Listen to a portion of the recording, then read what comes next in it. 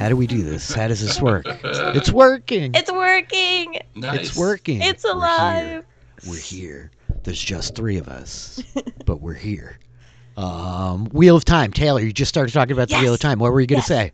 So I'm finishing Return of the King. I've officially finished it. You know, the very sad ending. It was a rainy day. I was alone, and I was like, oh no. Oh, that's heavy. But then I got into like the ancestry. Was listening to the Concerning Hobbits because they put that at the end instead of the beginning for some reason. But that's fine. Yeah. So I listened to that. Listening to the ancestry of the kings and Numenor and everything, and now I'm ready to start Wheel of Time. I was like, maybe I should read the Silmarillion first. I'm like, no, stop putting it off. You shouldn't. Have you ever read the Silmarillion? I've read half of it. Okay, well, it is not like a narrative story, right? No. I mean, you know that much if you've read it at all. And so I'm pretty sure our sound is working. Yeah, it is. So it's good. And like for a Tolkien fan, you need to read it. But The Wheel of Time is actually like a really exciting story. Yes. And you'll get like swept up in it. And I think it'll be like super exciting for you. So yes, I advocate. What are your expectations going into The Wheel of Time? That's what I want to know. I mean, I that's exactly what I'm expecting. I'm expecting a story that I'm going to get wrapped up in. And yeah, I feel like it's akin to when I jumped into Critical Role. And I spent like almost that entire year just going through the entire thing and just soaking it all in. Like immersing yourself in it. That's what I did this year. And so I'll tell you this much. The like first Wheel of Time book, The Eye of the World. First of all, that's a Grateful Dead song you should know. Second of all, yep. Yeah. So I just can't get that thought out of my head. But it's very much like an homage to The Hobbit and The Lord of the Rings. Like you'll see it. Like the wizard shows up. The kids are like, there's no hobbits. Everyone's human. But it's very much like a big homage there. So it's good. Yeah. Anyway. I'm excited. John. Yo. I'm going to eventually tell you to read The Wheel of Time, but you don't have a lot of time. That being said, audiobooks are your friend. I know you travel a bit. The audiobooks, the narrators, they're exceptional. Kurt turned me on to that book he was reading a couple weeks ago. Remember he was talking about it? Oh, yes. I bought it, and I pulled it down on my Kindle, and I plan on reading it this week, or starting it this week on my flight up. Yeah, cool. Okay, cool. Kurt's incredible with the books week after week after week. I forget what his goal is this year. I think it's like 52 books in 52 weeks or something, and he's like killing it. Nice. So, hello, it's Monday night. It's Firelight Tales. It's the Titans Heirs. But we're clearly down 2 heirs. No Crixus Copperstone. Mike is out tonight. We have no Angus Brighthorn. Kurt is out tonight. And so we conspired a little bit and talked about what we should do. And I pitched you guys on this thing I wanted to do. I was like, so what if you two make characters that are actually part of the Sapphire Legion hunting down your characters right now? Love it. Yeah. And so you very enthusiastically embraced this idea. And now we find ourselves with 3 people about to play some D&D. Which, when's the last time we played in a 3-person game? That's exciting. So let me ask you, timeline-wise, where are we? Mm-hmm. That's a great question. And I think we're going to pick up just shortly after the attack and ransacking of Erkengard. Okay. Sometimes we ride on your horses, sometimes we walk alone. Indeed, Bugbear. Thank you for being here. This should be interesting and fun. I think we're going to pick up right after the razing of the village. You know what the sad part is that no matter how badass a character Taylor and I made, we have to lose. That's just a really sad realization. I don't think that's true. I want to liberate you of that concern before dice start flying. Let's go murder our characters, John. I know. Yeah, right. I know. My implied promise is that you will not fight your other characters. Mm-hmm. Although now my head is just racing away, and I'm like, ooh, what if Crixus and Angus get trapped outside the mine while you all race inside? What, shift Rich? to You some can't PvP. DM our entire party and play Of all the course I different could. personalities? Of course I could, Of but I course don't want to you be responsible for those dice rolls when Roll20 craps out on us. Yeah. Like, you know what I mean? Anyway, I'm really excited. I think this is going to be fun. I think this will be a cool little side jaunt into the other side of the coin. So do you? I'm You're really interested to get some questions answered too, to have a better understanding of like at least how, a hunting party or the hierarchy in the dynasty army works. At least just a glimpse into that, I think would be pretty cool. Yeah, I think it's fun. Like, especially we're doing this on a stream, right? There's like viewers, supposedly. No, you're out there. I see you all talking to me. I love you guys. So there's like an audience though, and when we watch a show, we get those beats where we get to like have the episodes that are going to focus in on the antagonists, especially in like long form storytelling, right? So I'm excited for like you as like I always say this, but when we play D&D in like a normal home game, we're the audience for each other, right? Right. We're like telling this story together, and like we're the audience. We're like the actors and the writers, but also like we're telling it to share with one another and to like watch it all play out. And so I think it's fun for us to know this stuff, even if Hulric and Erie and Crixus and Angus don't. It's very cool. So do you all have any like bookkeeping questions? You've made characters. We'll talk about them in a second. Is there any other like big picture stuff we should talk about? I don't think so. Okay. I am going to apologize if my accent / voice is crazy. It's okay. No, don't. Because Yeah, I've don't. never tried to run an accent for an entire show or even just an entire session in general. So I'm expecting train wreck on my part. It's gonna too, be so. amazing. Yeah, I'm good. so ready for this. Yeah. Join me in the train wrecking. We'll wreck the train together, the three of us, like Thelma and Louise and Brad Pitt. Yes. I think you're Brad Pitt in this scenario, Damn it. Taylor. So, I was going to say which one of the men or women in this particular one. we're definitely Thelma and Louise, John. We go back. So, to the matter at hand. I think that the camera opens up and we see the sweeping mountains that are the Drakencaern peaks. We see the clouds cutting across the tops of this jagged, incredibly like vast mountain range. Snow still clinging in these like early months of spring. And as the camera like zooms down, taking in the scene, I think we see some carnage in front of the gates of the tomb of Gural Khan. I think we see dwarves burned, hurt, bloodied on the ground. And we see the scurrying group, a gnome, a dwarf, a minotaur, and a Crixus Copperstone, amidst a handful of dwarves dragging the burned, charred bodies of their fallen comrades, followed by one halfling wearing a dirty shirt over his armor. And as this motley crew races into the removed rubble at the entrance of this ancient place, this camera fades to black, right? And as we open back up, I think we see like this subtitle 30 days earlier. And so the pair of you, it's part of the Sapphire Legion, both for your different reasons, having taken up service to Virago, the Empress of the Sapphire Dynasty. You've trained as combatants with different skills, but you've both risen up exceptionally high in the ranks in your time as part of this military organization. And I believe, Taylor, why don't you tell us about your character? Okay.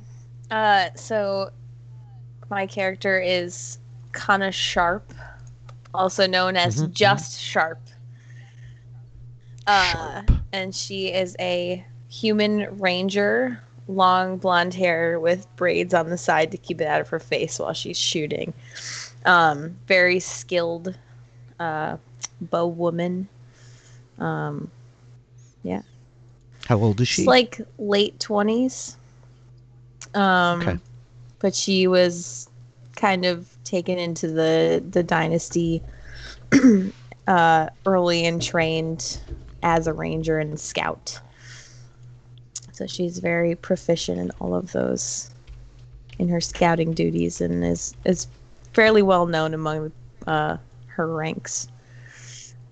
Well, Sharpe, you are just returning from a sort of vicious and bloody campaign that was being led by Melkainen, the first dragoon of the Sapphire dynasty. He's this minotaur. Dragoons are a term used to describe paladins in Abrea who are sworn in service to one of the great god kings, these dragons in the world. And Melkainen has just returned from what amounts to like a 4 or 5 month campaign around Fletcher Lake, where you all have exterminated the last of these druids who were serving as a resistance operation there. But you distinguished yourself well in that time, and so you've been hand-chosen to carry forward with Melkainen, the first dragoon, on this next campaign that's being launched. Okay. Meanwhile, John, why don't you tell us about your character? Hilx Strongbone. Hilx is a devoted second-generation soldier. His father was dragged out of the caves, kicking and screaming, and put into service for the dynasty's army, and came to love it. He felt he went very high in his military career. He made it all the way to patrol leader. Yes. And Hilx is the second son of Grizz Strongbone. And he was very proud to get his son Hilx in. And he keeps telling Hilx, we've never had it so good after coming out of a cave. So Hilx is a devotee of Virago? Yes. The Empress Virago, the mother of storms, the blue dragon empress of the Sapphire dynasty. I think that we buried the lead unless you said it, but what does Hilx look like? He is 26 years old. He is 45 monstrous inches tall, and 40. Black hair, brown eyes, kind of yellowish skin. You know what I mean? Definitely a goblin. Definitely a 100% goblin. Bona fide goblin. Well, Hilx, you have spent some years training and falling into worship as a cleric of Virago herself, of the Mother of Storms. And your focus, your specialization, the place that you draw your power from is not from the strikes of lightning that Virago hurls, but from the fires that rage across the earth afterwards in their wake. And so, Hilx, you are amongst the very few clerics that are chosen for this expedition, which is being led by one Baroness Fairlith, who is commanding this operation. And so the pair of you have fallen in with what amounts to somewhere in the range of 150 others. Goblins, humans, elves, halflings, dwarves amongst their ranks. Though there are certainly no Crixus Copperstones, and there's only one Minotaur, and he is Melkainen, the first dragoon. And so the Baroness and this first dragoon, as you assemble underneath their leadership, standing kind of at the foothills of these towering mountain ranges that are the Drakencairns. It's at this point that the dragon arrives, and I think that you hear the hushed, whispered names of Erverenthair. They call him Razor Strike, or the Razor Strike, and the word is that he's a young, violent, bloodthirsty, and ill-tempered blue dragon that is looking to distinguish himself for his empress, and he is been paired with Melkinen only recently. Like, he wasn't around during this campaign to kill the druids. And so, the pair of you, amidst this platoon of the Legion, you spend the better part of 20 days just climbing, moving your troops up into the mountains. There are 30 wyvern riders amongst you. There are 2 fists of warg riders amidst the group as well. And so I think that Sharpe, are you able to ride a warg? Yeah, she can. She doesn't enjoy it, but she does if she needs to.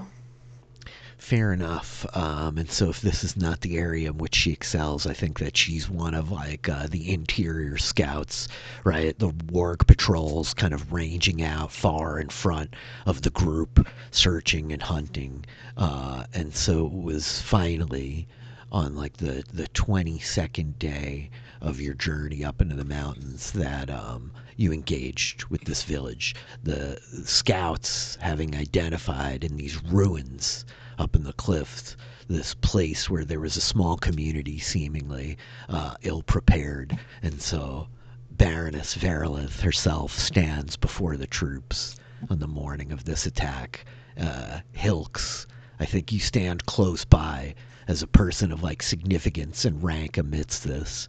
And yeah, she's calling out to the lot of you. I have prowled these peaks before. In the ages of the Great War, I came here and distinguished myself to the Baroness.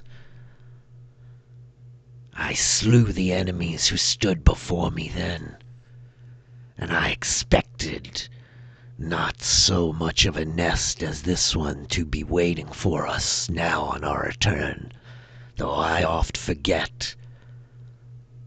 No matter how quickly time may pass me by, it has been 9 centuries since that campaign ended. Jesus. We are here not for glory, but we may yet find it in the blood that is to be spilled in the name of Virago and the dawn tomorrow. Take what prisoners you can, but those who resist, burn.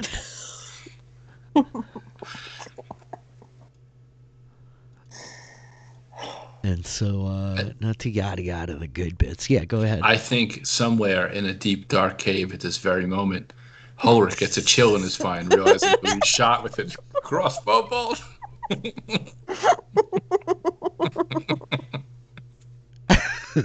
Making friends and inventing people. Yeah. The shot heard round the Drakencairns. Yeah. And so I think that the next day sees you both in action, right? Sharpe, you prowl the high places. Your arrows kill many, wound more. Hilx, your magic subdues those who would rise up. Your fire leaves scorches on the stone that will endure perhaps for another 900 years. And you use the powers imbued with you by your goddess, by the Empress herself, Viraga, to bend others to your will and force their subjugation. And so I think it's the night after the Battle of Erkengard is fought, for it's a short battle, that the pair of you, I think, do you know each other? This is a good question. I think for time frame and convenience, I'm more than willing to have us know each other. Sure. So I think that the pair of you are kind of getting food for the night, right? You're approaching one of the campfires, kind of roaring out here. There's a goblin kind of standing over it in this rough leather apron, stirring this cauldron of stew. And as the pair of you come up with your plates, your kind of mess balls, he scoops up this stew, pouring it in there. And he's just their livestock was good. Had these shaggy goats. Something like Rolf, I think they're called, but eats nice. You'll like it. So he pours Hilx your ball, and you come up behind Sharpe, and the Yeah. pair of you have this beat. You're kind of standing here together. Is Well, it like the first time we've seen each other, or? I think probably since the fight. Yeah. I go, oh, you're not dead. Hey, you neither. That's surprised. Well, I guess you're the healer, so it makes sense that you're kind of, should be alive. Yeah. How'd it go? Nobody knows me when it's time for food, but when people are cutting on the ground, they're screaming, Hilx, Hilx. That's how it works. It is what it is. Did you say something good? I didn't catch that. I'm Cook? sorry. Did you say something good? Oh, yeah, it's real good. I forget what exactly it's called. It's called Rof or something like that. But Yeah. they look like these big shaggy goats, but they're big like cows. Yeah. Oh, and I think he bites his tongue back as he says the word cow, and the pair of you turn and you see this enormous silhouette, this massive minotaur approaching. He bears at his side, almost dragging on the ground, this kind of morning star that is Titanic, He's got this blue plate mail on, and he's like, Sharpe. Sir. You there. You're Hilx Strongbone. I think he's just kind of in awe, silent. Yeah. I've heard you did great service to the Empress in our slaying of these weaklings today. Thank you. May I eat with you then? And he turns to the cook. What was that you said about cow? And the cook's like, no, sir, they don't cow. There's something called Rofa. They look much more like goats. Yes, you want 2 bowls? Here, you take my bowl. And he's just frantically kind of scooping, I turn to Sharpe. I'm just like, Just chill out. It's all right. Don't be weird. He doesn't like it. And I think Melkada takes the ball and turns back so, I think I need the pair of you to follow up on some things. We killed many and more. We took many captives. The Baroness was not expecting, this much resistance. Feisty little mountain dwellers. Like rats in a cave. When you get them cornered in the back, even the weakest rat will spill your blood. or explode themselves. He turns if only. That's why we keep you around, isn't it? Anyway, with some prisoners, we were hoping perhaps you could lead an interrogation, Goblin. You have the talents to speak with the dead, don't you? I need a little time to get ready, but of course, anything I It's can do. fine. In the morning, first thing, we have corpses we would like questioned. And the Baroness tells me you can create a zone of truth. Yes, I think if you were there, it'd be helpful. I don't think I would need such a thing if they saw you. It's just yes, well, I will be there, don't worry. How tall? Sharpe. How tall is he? He's probably just over 7 feet tall, but the horns loom up bigger, right? The horns probably he needs 9 feet of clearance, to walk places. Oh, and he's my massive, right? He's really massive. He's 2 Hulrichs strapped together on an Angus. Sharpe is 5'5", and you said you're 45 inches. Oh, I think he said a ferocious 45 inches. Yeah, sorry. Excuse me. Our boy Piano Man Adam says a powerful 45 Powerful inches, 45. but I think I'm going to call it a powerful, ferocious 45 inches. There we go.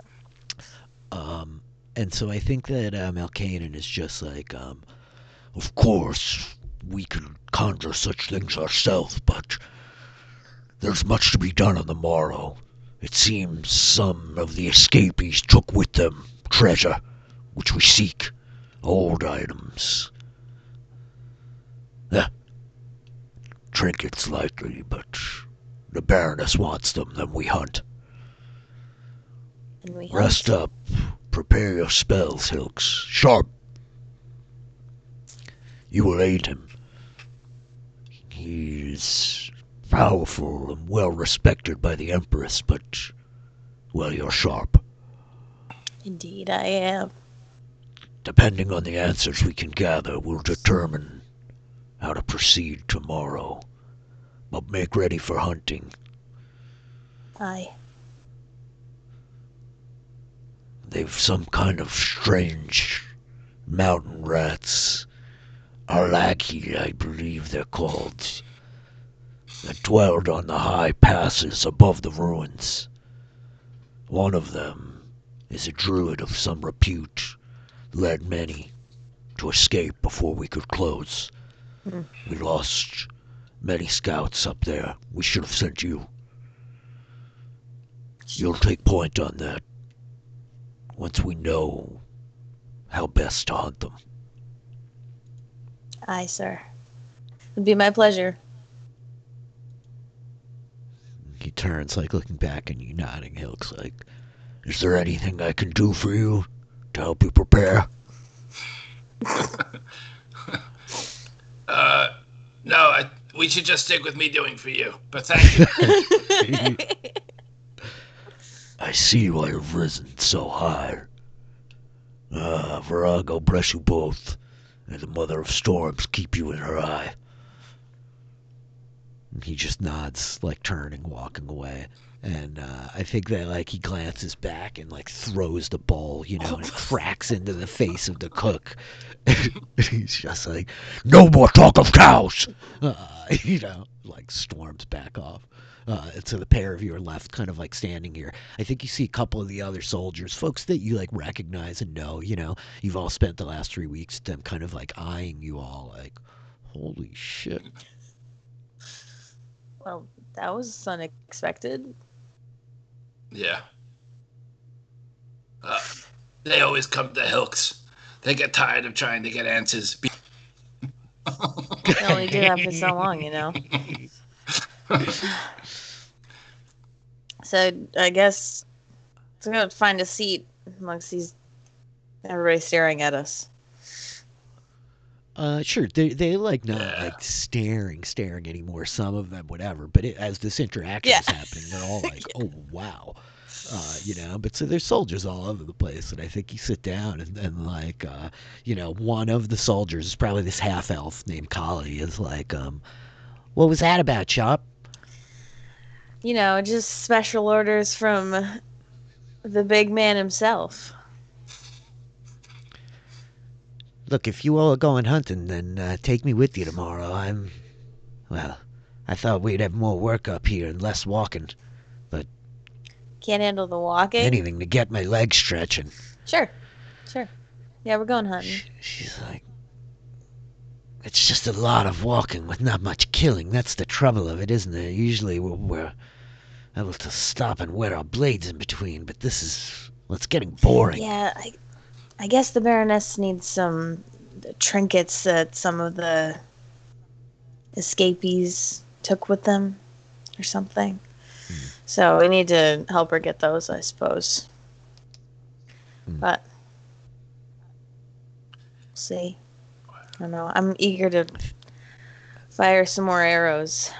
Good warman, I can only cast Speak with Dead twice. That's okay. I think that one of the other soldiers, Arlog, is like, oh yeah, I heard that's the whole arm of this mission. I caught wind before we left the cities, but Verilith, she's up here hunting for all kinds of old weapons. Rumor is she knows some firsthand from the old days. Well, with all the trouble that's been happening, well, I shouldn't say it doesn't matter. He's like looking around. Oh, now you started. You can't stop. Come on. Well, I mean, I'm sure the lot of you heard. Maybe not you. You were out on patrol all those months, eh? But Hilx, you must have heard. There's been, well, that attack. Those nobles were all killed. They say it's the Metallurgist Guild. The Night of Knives, they called it.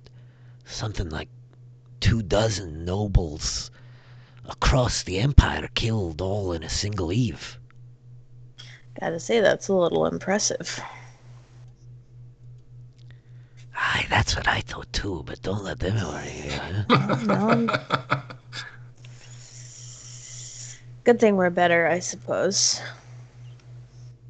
Those pesky rebels. Yeah, that's what I thought. Well, anyway, I think that they're just trying to gather up all they can, make sure it don't fall into the hands of anyone else, looking for things that they gave up on long ago. Ah, what do I know, though?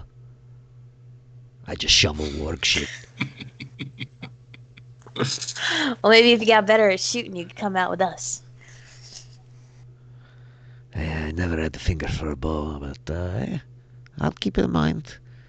And then I think he gets up and is walking away, like, muttering to somebody else. Crazy mad girl thinks I want to get out there with her all shovel shit'll keep me alive.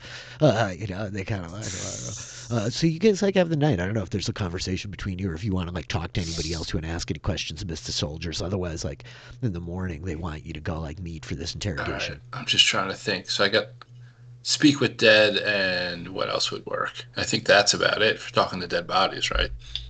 Yeah. Yeah, I know. Just the one thing, speak to dead bodies. Yeah. Yep. Easy peasy. All right. We'll go down there. Okay, and so I think that the pair of you, like, wake up in the morning. You probably meet again somewhere near the food, right?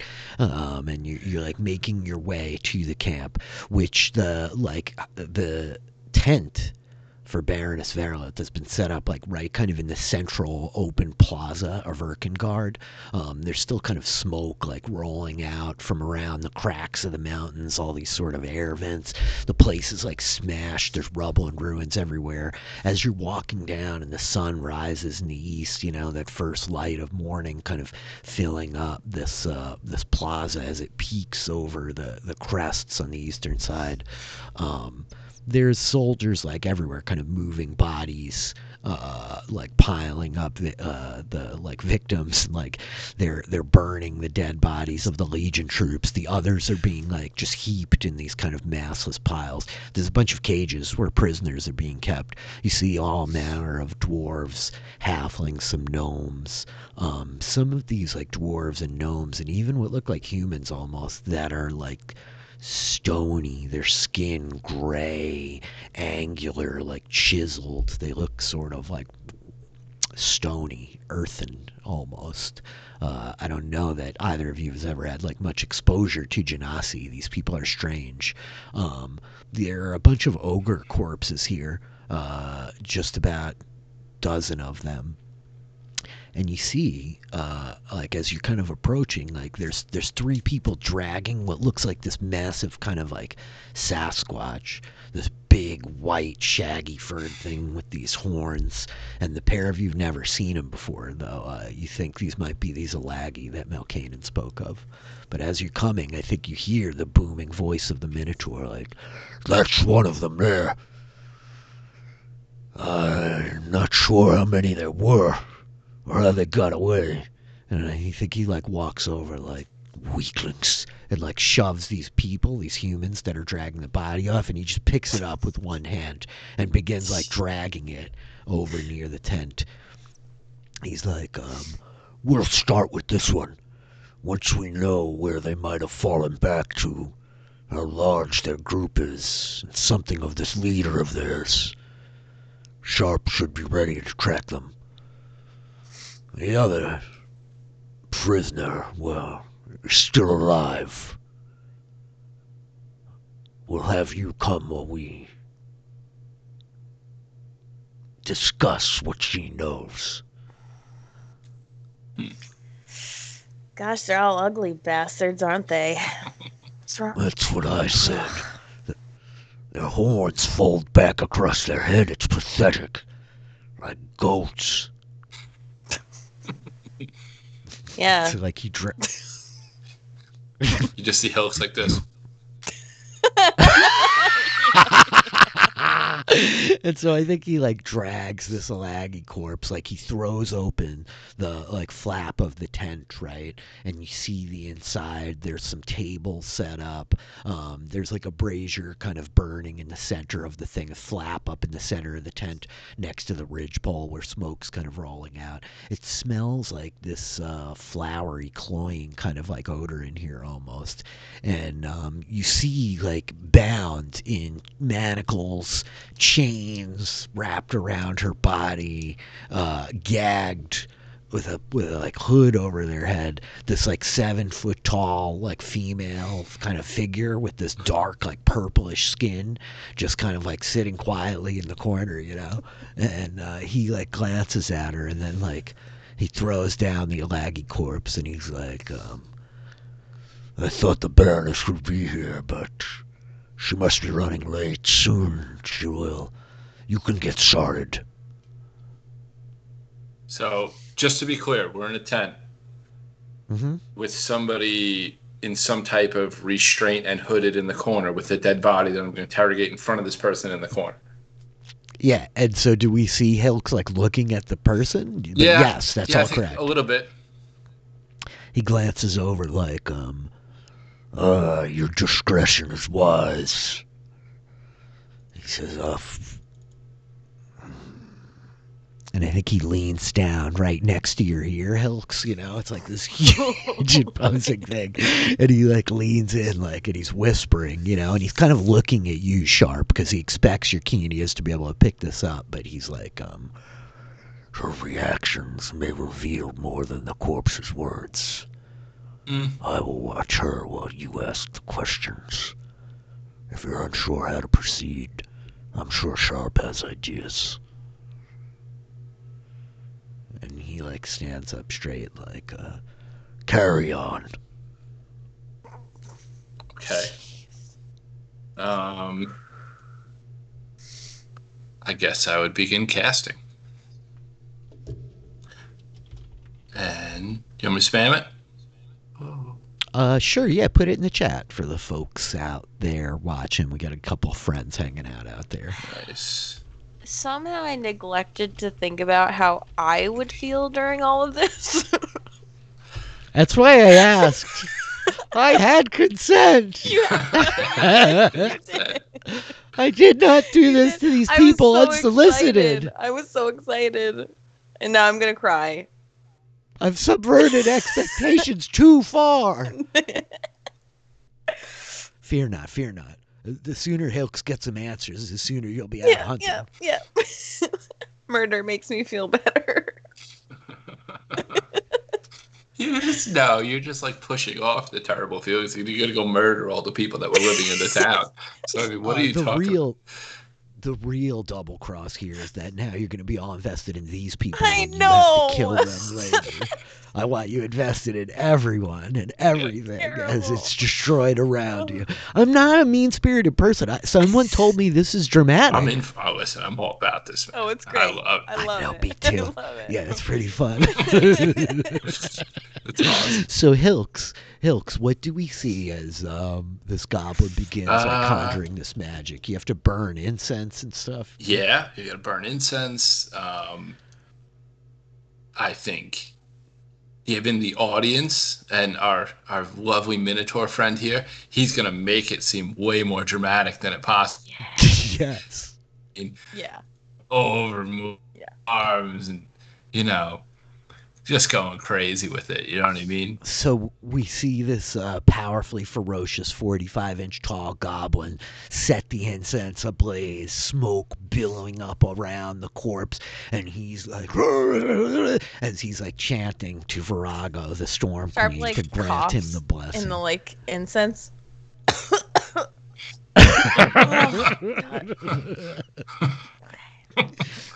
Sharpe's a fresh air person. Yeah. And so I think with this, Hilx, as the smoke from the incense rolls over the corpse of this hulking kind of Sasquatch Alagi creature, we see its eyes slowly open, that pale kind of dead lifelessness over them, right? And its voice like, who calls me? I turn back to our Minotaur friends. I go, do you want me to ask my questions, or do you want me to relay questions for you? Because you're the guy in charge. Ask it how many they had in their tribe. Okay.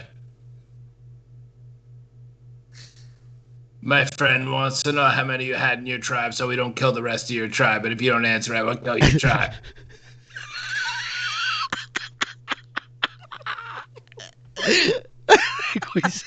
Canon, like, he turns and kind of like...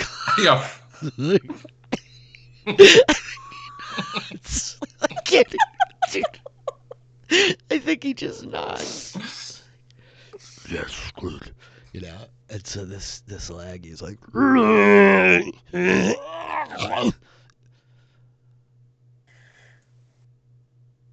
2 score. That grumbles out the words. I turn back. So Melkaden like nods, like asked if they have a place of safe refuge they would flee to in an event like this.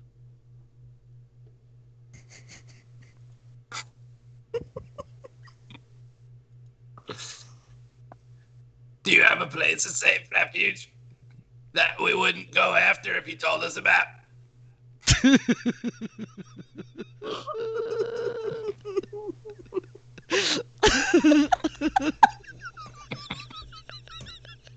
sorry, I'm actually dying. Oh my god, so I think it's like... and like begins like choking out the actual like words. Common like he says northern slopes. And I think that Melkanen just like shrugs and like looks to you like there is enough for us to proceed. Use your judgment. Okay. He says, knowing you will go with her and hunt them. Oh. Can he hear that when I say this? I don't know. We're better at killing people than talking to them after the fact. But I'll ask him. Can you hear what we're saying when we're not speaking to you?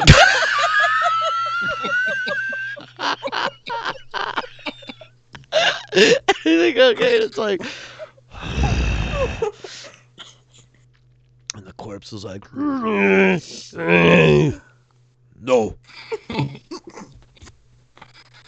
He said no. Okay. That was a poor choice of questions. I think it's unlimited questions. Oh no, Jesus, we only have 5. Yeah. That was my mistake. I'm sorry. It won't happen again. Oh my god. This is why I hope someone's in charge of Hilx.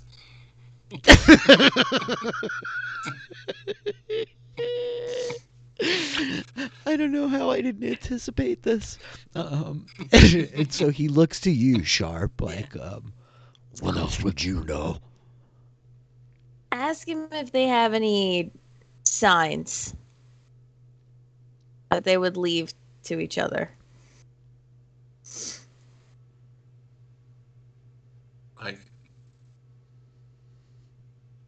Like signs, like to, you know, if anybody's been through there to show they're safe or something.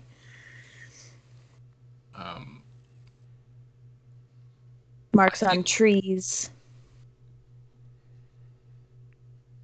Questions? I haven't been keeping track. I gotta be honest. Mm-hmm. You got 2 left. I got 2 left. Mm-hmm. Okay.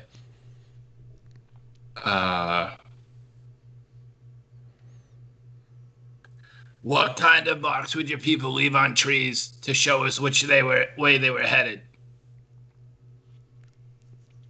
And I think it's just like making these like noises again, you know, like, and then is like,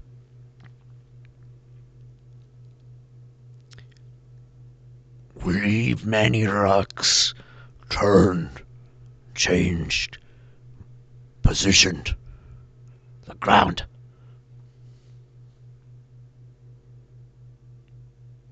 I'm just like looking around at the two of them. This whole damn place is rocks. And I think Malkaden's like, that's why we brought her. Yeah, can don't find worry these about it. things. Don't worry about it, Hilks. I got it.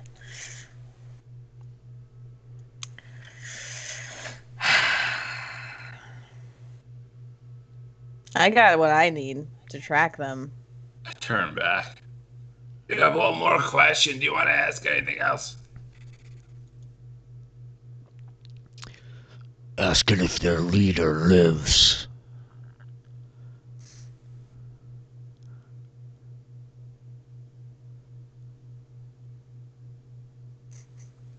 Well, I'm just trying to think of a way to word it. You know what I mean? Because it doesn't go. Yeah, no. You know, but It's fine. It's fine. It's great. so you just seem like staring off, like maybe at the brazier a minute. You know. Yeah.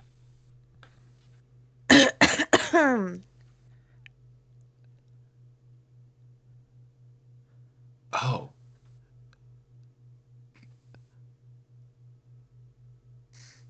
They're like animals in a pack. They must have some alpha. Yeah. Ask if we killed it. Ask what? I missed that. If we killed it.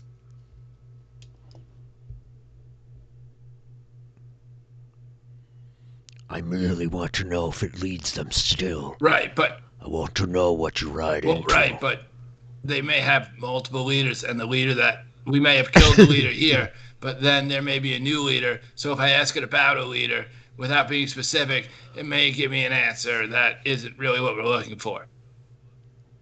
By the way, Hilks has an 18 wisdom. We're just, Yeah. He just knows to play stupid because people in charge don't like to be. No, this is great. It's great. And I think he's just like, you're right. Okay, I think I got it. All right. Is the current leader of the refugees of Erkengard still alive? And I think that it's just like, I cannot know. I am dead. He's got us there. And the body like goes like limp, the eyes slumping closed. And I think it's at this point that you guys hear this like slow clapping of one person. And I think as you turn and like look back just behind Malkainen, this silhouette kind of emerges, appearing from seemingly nowhere, of this very kind of tall, like pale skin, high cheekbones. Their hair is like pulled back into this bun tight on the top of their head.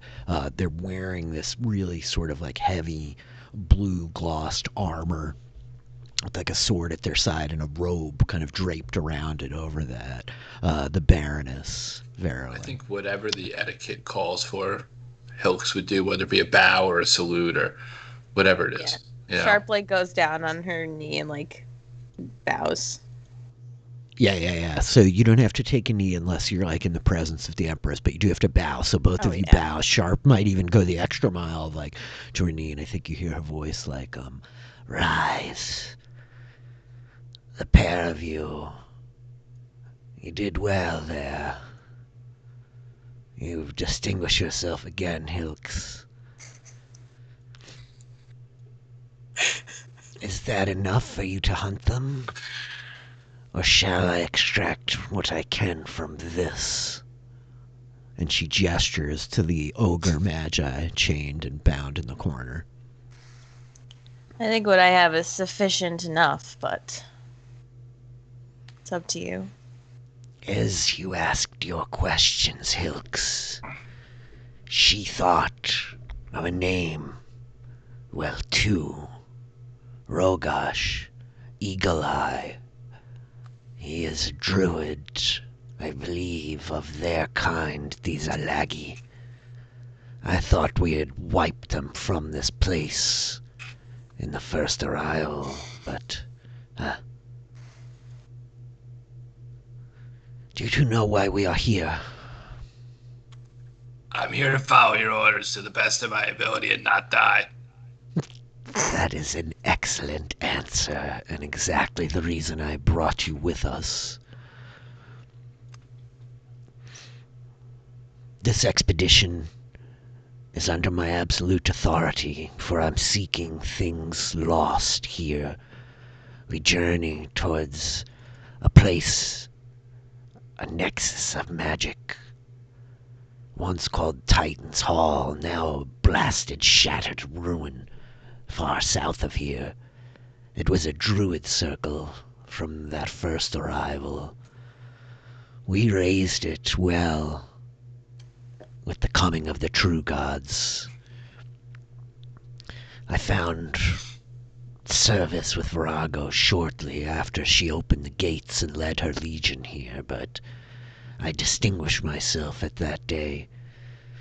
This place was used to forge weapons of old, one that we may hope yet to find. I did not expect so many,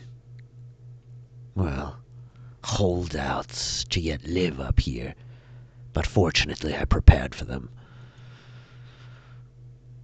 This one, her time is limited, but she has many secrets of the metallurgists from her time before hiding up in this ruin with these pathetic peasants. But there is another thought I have drawn from her mind. There are children she helped flee. One amongst them has the blood of dragons and is blessed with the very essence of the stone around us. He is unique. We want him alive, if you find them out there. The others can die, but I want what they're carrying. This witch gave them powerful weapons and items before they fled, and I believe that, the dragon thing could be very useful to the Empress.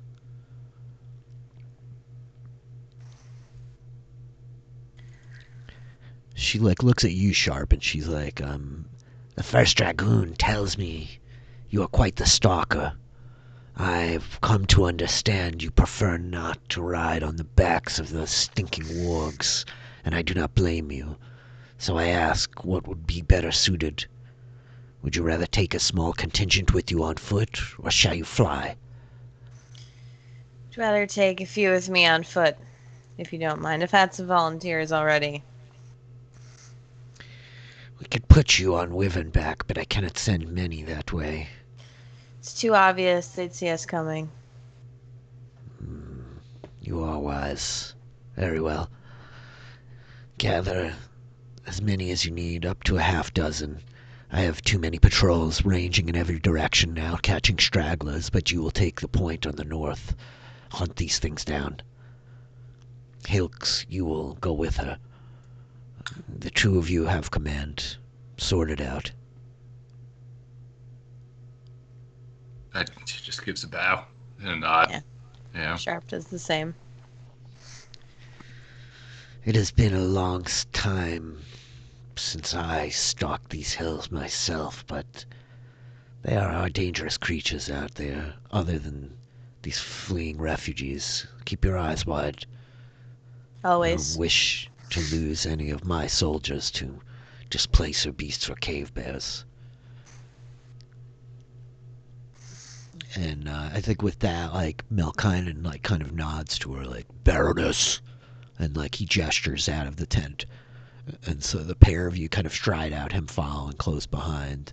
And I think you look up and you see this shadow blotting out the sun for a minute as the blue dragon swoops down, landing on the ravine, the very kind of cliffside that the 4 heirs of Erkengard, the Titans heirs, came storming down the day before during this attack, and I think that Melkinen like just glances up at him smiling, and I think he mutters like, "I have been bestowed a great honor to fly on the back of this one, but I do not trust it any more than a pit viper. Nevertheless, perhaps if you two live long enough, if you find anything of value in your time in these mountains, you too may have dragons of your own as royal oathsworn someday. Good hunting." Thanks, sir. We'll do our best. So with that, he kind of like turns, walking away towards the dragon. It's like, I don't like wargs. They smell really bad, but I wouldn't mind a dragon. Yeah, I think it'd be cold. The wargs, they smell almost as bad as the warg shit shoveler. But Narlog? that boy shovels shit. It's incredible. That's perfect. I guess He's good. incredible is a word for it. He's good. He's good, that guy. So yeah, you've been like given this task. I don't know what else you need. Is there anything that you need before you guys go? I guess just to gather people, right? Yeah. Okay. So you fall back like into the main camp itself. Is there anything in particular as far as people you're trying to gather? That's my question. You just want a couple of your scouts sharp or what? She'll grab the half elf, right? That like volunteered last night. Mm-hmm. Kali. So she'll grab that one and like any like people that are close. She'll kind of like yell out like, "Who wants to go hunting with Sharpe?" Oh yeah, and I think that there's like a clamor at this, and like a whole like handful of folks come up, and so you have to pick. Is it one of these like you? Oh yeah, she like looks like for the toughest looking, but then also picks like one person that looks like it. They're like there, but they're like doing it because everybody else is doing it, not because they actually want to go. Like they don't think they're gonna get picked. They're like in the back. She's like, "Oh, yeah. You." Absolutely. That's the goblin, Wojciech. He's Wojciech. like just Wojciech. He's just standing there trying to like, yeah. And I think as you like, you're like, "And you." And he's like, "Oh, shit." And I think we hear a voice from behind him like, "Sucks to be you, buddy." And as like Wojciech like kind of walks over to you a little dumbfounded, I think we see like Lothar standing there in the crew like, "Idiot." And like he turns like walking over and he's just like, "Oleg, there's shit all over the pens. Get your shovel," And, so like, yeah. Cool. You gather up this crew. You've got yourself half a dozen. Yeah. Kali, Lixus, Wojciech, Ilgmi, and Voron. Is it how do you pronounce his name? Voron? No. Wojciech? The Yes. man's a Voron. Yeah, he is. Voron, yeah. Is it? It starts with a V. Voit. I mean, it could if it were German. It's Voit. Wojciech. Wojtzef. Wojciech. He's a goblin, Yes. Okay. Hilx got a much better name than him. Yes. Right. Kali, Lixus, Voron, Wojciech, and Oh, and I'm writing them down. Caden. Kali, Lixus, Wojciech, Igmi, Voron, and Caden. Igmi and Caden. Okay. Got it. And so with that, they're all just like, "What are we hunting? Are you with us?" They see the cleric, the fire cleric, and I think a few of them like bow their heads, like they're not going to piss off this cleric of Viraga. Like you've got definitive rank over them, right? And they're like, "Are you with us?" And I think Wojciech is like, "Sir, sir. Are you with us, sir?" Yes, and you're with me. Yes, I'm with him. And Sharpe, he like turns like to the others like. Sharpe like puts her hand on your shoulders, like, you're gonna keep us alive, right? Yeah, or bring you back to be buried. One of the two. I guess. Not gonna be me though. We'll try Let's go. the first one. We'll try to do the first one with everybody though. And Yeah. so I think with that, they like kind of run around. They rally up their gear, right? We see them quickly grabbing their bows, their spears, all this kind of stuff, their blades and packs. And so, I think that Kali in particular is like, how long are we hunting, Sharpe? As long as it takes, I guess. She's like, food, water. She's like yelling at the others, and so they all like get rations for days. And with that, the 8 of you set out. So you climb the northern peaks. You like, kind of catch height up in the altitude. It's this stunning vista, as I think we get like the panoramic shot of like the anti-fellowship you ate like treacherous murderers of the Sapphire Legion like prowling up at high passes, arrayed in your blue armor. You're quite a sight to behold. It's very like majestic, and then I think as the camera like rotates all the way around, we see the burning ruins of the village down lower on the slopes, and so a lot of you come to the ruins of the Alagi camp on the height of like this peak, and I guess like, is there anything you want to do here? Like, this is the starting point of like your search, right? So what do you say, Sharpe? She like looks to the group. Search. See if you can find any signs, tracks. Get a feel for it. And they're just like, yes, sir. And they all kind of like break. I'm sorry, I keep grabbing my nose. I'm about to sneeze. I really don't want to. I'm trying to fight it off. And so they all break, like, yes, sir. And they're all kind of like scouring around, right, checking stuff out. And she'll do the same. Okay, cool. Anything else happening here to enhance you? You're just going to search around? I guess make a survival check. What are you looking for? You tell me. What are you looking for? I think she's just looking for tracks. Like, she's not like super familiar with these creatures, so she's trying to kind of get a feel for what she's looking for.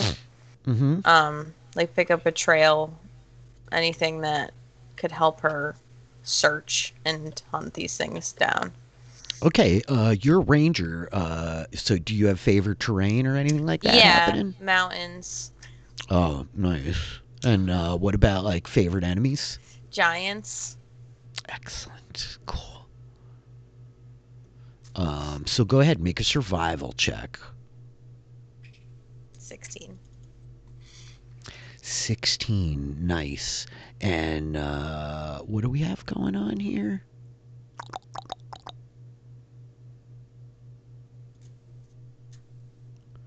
Yes, you're a natural explorer. When you make an intelligence wisdom check related to your favorite terrain, your proficiency bonus is doubled. So that's even higher. That's actually a 19. Right, if you're traveling on. Okay, cool. I'm just double checking myself. I think that like some of the other scouts are like checking out what's like left of like the tents. They're like scoping out caves, right? They see where the fire is.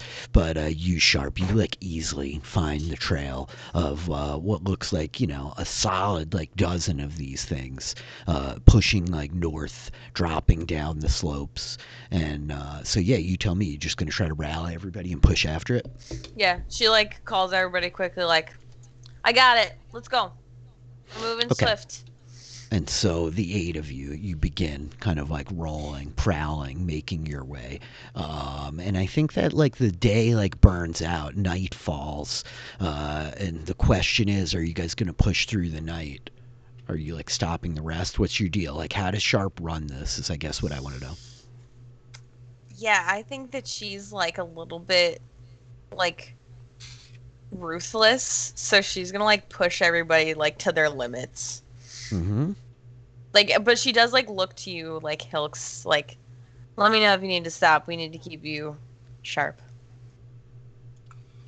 I caught that. You said the name. I got that. That was great.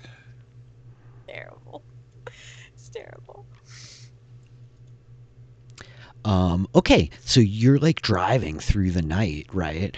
And I think as you guys are pushing through the night, Hilx Sharpe, what are your passive perceptions? Oh, buddy, here we go.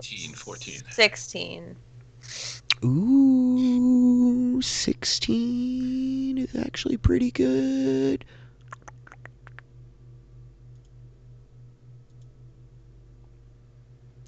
Hilx.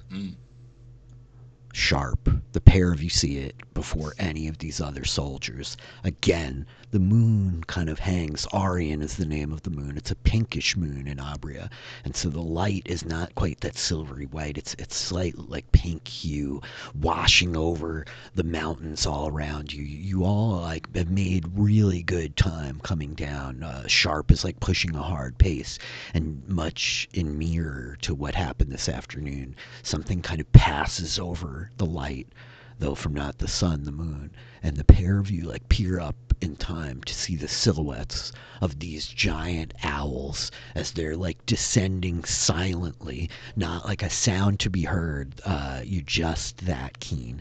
And so I'm gonna have you guys click on your tokens and roll initiative. I know you don't have Hilx and Sharpe tokens, that's okay, don't sweat it. We're not gonna actually like go to a battle map here. Hold on a sec. As you two have like a moment to react before these owls drop in on top of you. So are we just rolling? We're not doing tokens? Yeah, I don't see any token at all to click on. Oh, scroll down a little bit. It's in the middle of the page. Oh. Gotcha. Okay. Right? You got him? Okay.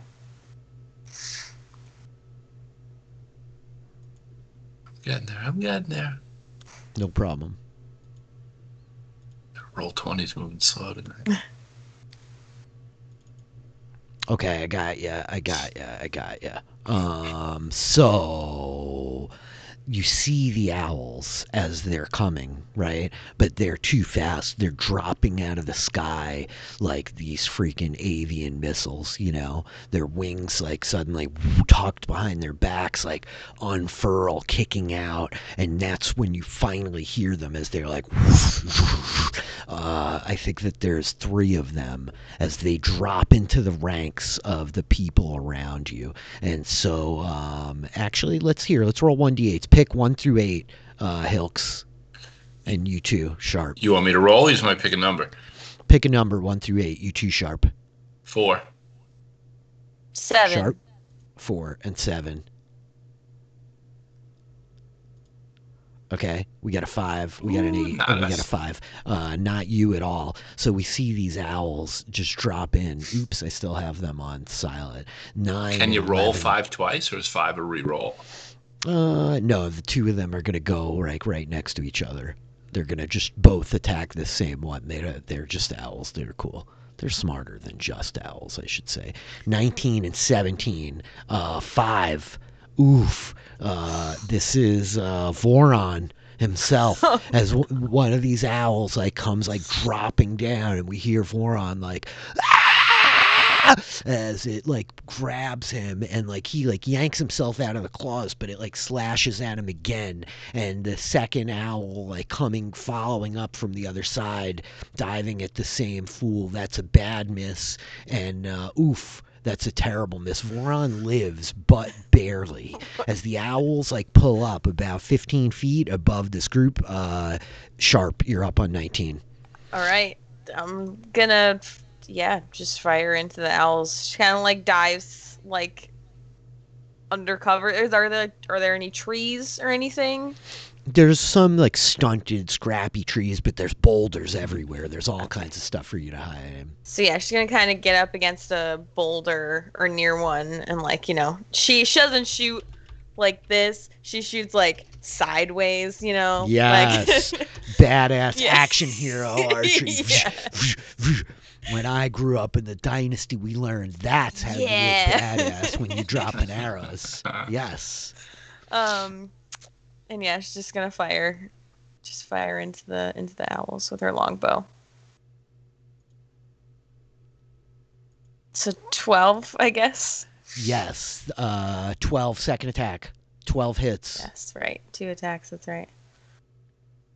It 11. is right. That's You're a right. badass. Holy And 28, that hits. Go ahead and roll damage. The first arrow like hammers into this point owl, which is like, oh, and the second arrow like slams into it as it's pulling himself up like right into the breast of this thing, and its wings just kind of collapses, it twists like falling backwards, crashing into the stone, like sliding down the edge of the mountain before it crashes into the boulders, stopping.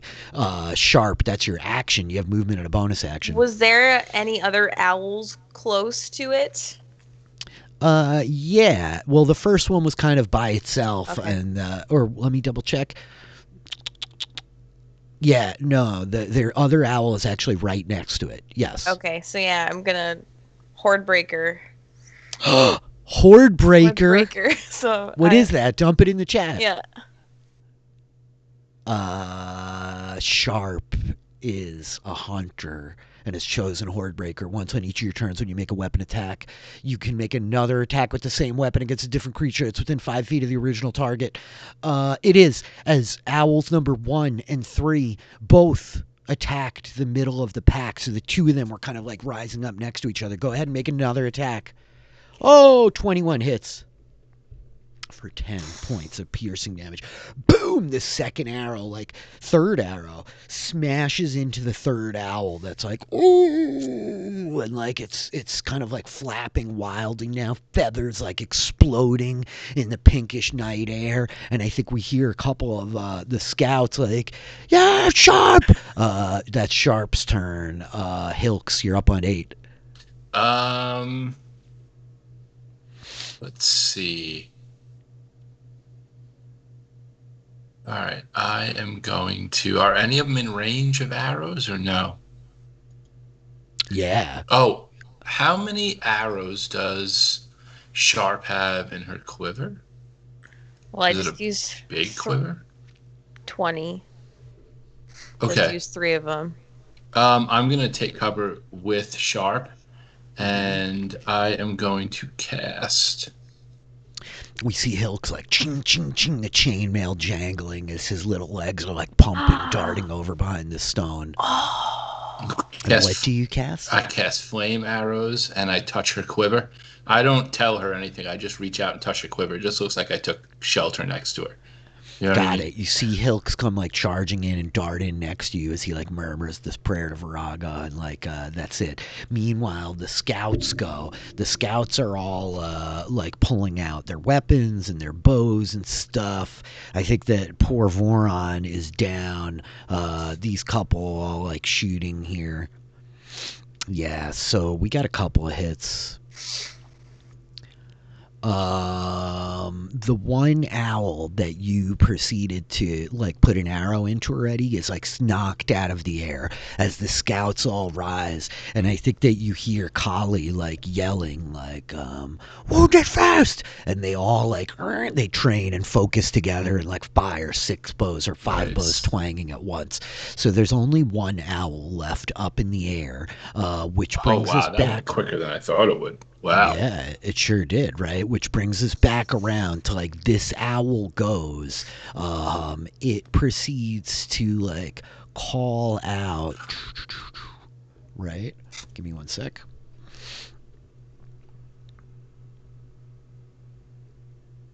Where'd I go? Here I am. Here I am. It calls out like, woo!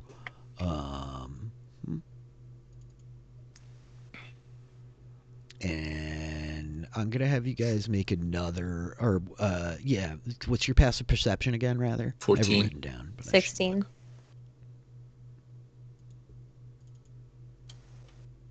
Right. I think rocks rumble as the pair of you look up, and it's at this point that you see a pair of these sort of like hulking, furred, horned creatures, these Alagi, like the one that you interrogated this very morning, the first you've ever seen. But these two are very much alive, and they're like crouched down low in the stone. You can only barely make them out against the like snow and the rock around them, as they're like kind of quickly like prowling down, crouched low to the ground, coming down the ridge next to you, right? But their feet have given them away as rocks are kind of tumbling and rolling out, scree in front of them. The owl then wheels, dropping back into the pack of your soldiers, and it's gonna hammer into poor Voron, and he screams his last scream as he drops to the ground like dead. The owl like grabbing him up for a minute and then sort of like dropping him again as it circles away. And with that, Sharpe, you're up on 19. I'm gonna fire at that owl. Okay, go for it. Ooh, 14. 14, in fact, hits. 6. No, they are flame arrows now. D6. When a target is hit by a ranged weapon using a piece of ammunition drawn from your quiver. So we see you like pull the arrow and knock it, and you realize like it's burning with this blue fire around the head of it, right? And yeah, so 6 plus another 6. Got it for 9. That's 1. Second attack? Yeah, 24 hits. 10. And another d6. Right. My goodness. 12. That's 19 and 12, or 9 and 12 is 21 points of damage altogether. The owl like howls once, like as like it twists and sails over the cliffside, plummeting out of sight before you hear it crash into the ground. Sharpe, that was your action. Do you have movement and a bonus action? We see these like Alagi like coming up. Yeah, you see the pair of these Alagi kind of like storming down the hill next to you. They're holding not spears, but like these heavy kind of axes in their hands. All right, I think she like looks towards them and like points an arrow like that she like is about to knock, and she's like, "For Virago!" and she casts Hunter's Mark on one of them. Got it. You mark mark. one with your hunter's mark. Yeah. Got it. That was Sharpe. Ulrich, you, sir, are up. That's okay. Ulrich, you're up on 8. Ulrich, you're not Ulrich. You're Hilx. Oh, that's awesome. Love it, man. All right. I like the name convention, the Ulrich Hilx thing. It was very clever. I don't know how intentional that was. It but really I wasn't. love it. I love it, nonetheless. How far away are these Alagi running at us? They're like right at the edge of their movement, about 30 feet away up the hillside. Okay, I am going to Sacred Flame. Send the Sacred Flame their way towards the one that was hit with the arrow already. Nice. It proceeds to make a dexterity saving throw. We see the pair of them like, and one of them like tries to dart out of the way. What's the Sacred Flame look like? I think it'd be a long blue flame. You know? Yeah, this like just column of blue flame burns down onto it, and it sears it for 13 points of damage. We see this one like as the blue fire kind of roils up around it. Hilx, that's your action. You got movement and a bonus action. No, I'm gonna sit here next to Sharpe. Do you think they'll close rank in this round? Yeah. Okay, so could I put a spiritual weapon out in front of us and hold its action until they close range? You can't hold its action, but you certainly could conjure the spiritual weapon now, so you don't have to summon it next round, but it won't be able to attack until you next Then round. I'll just wait because she seems really good at killing stuff. Yep. got you. At this point, the 5 like remaining scouts, I think, like shout like, "More owls there!" And I think you guys turn, looking behind, and you see another owl silhouette like dropping down in with more behind. And I think that you hear Kali like, "Take the birds! Take the birds!" And so they all start firing up into the air. 4, 5.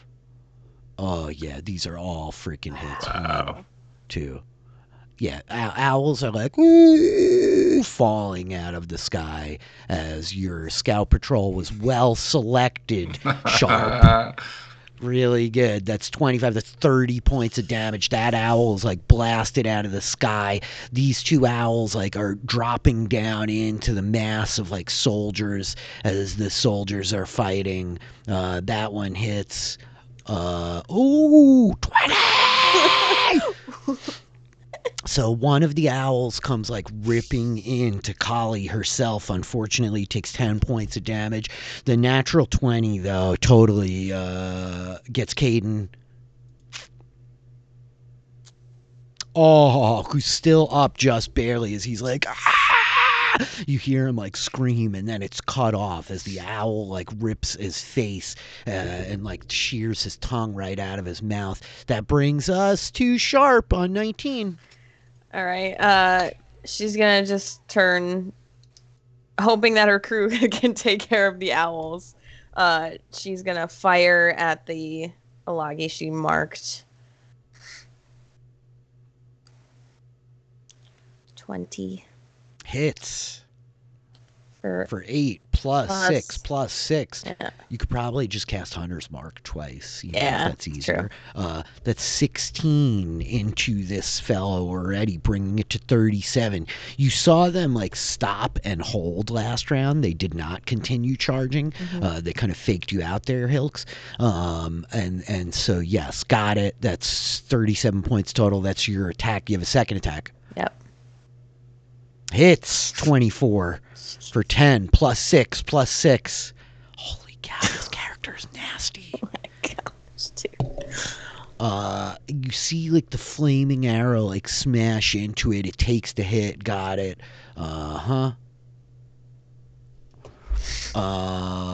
Sharpe, that was your action. You have movement and a bonus action. Is the other one standing right next to it? Yeah, they're both standing pretty close. Okay, so I'm gonna fire at that one then. Oh my gosh, what is this Colossus? Oh! 20! That's actually a 30, which is wild. 30! It doesn't sound right. Roll damage. Oh, that's 11. Could have been and then better. plus 4d6. 4d6. All of these dice get doubled. I'm just gonna do 3. I might be fucking up. I think the Hunter's Mark only counts on the first attack. Doesn't it? Is that true? Is it every attack? Let me double check. Yeah, let me. Click the dialogue bubble. Yeah. That'll give it to you. Yeah, cool. Whenever you hit with the weapon attack. But that one isn't Hunter's marked. Oh, you're correct. Yeah, you're correct. Yeah, Thank you. right. But it still gets the extra d6 for just from the fire. 2d6 fire. Yeah, that gets doubled. So that's 11 plus 3 is 14. Give me one more. 6-sided. 20 points of damage altogether. Yeah, sick. As the second Alagi like gets hit with this flaming arrow, like right in its face, you see her like wheeling away, grabbing, yanking the arrow out. With that, Hilx, you're up on 8. Are they standing really close to each other? Yeah, they're shoulder to shoulder. Okay. Could I hit them both with an Agonizer Scorcher? Agonizer Scorcher, I believe, is a beam. You would have to move. Well, it says anything in a line. Are they in a line where I could hit? Dump it in the chat so I can read it here with you. But probably then, yes.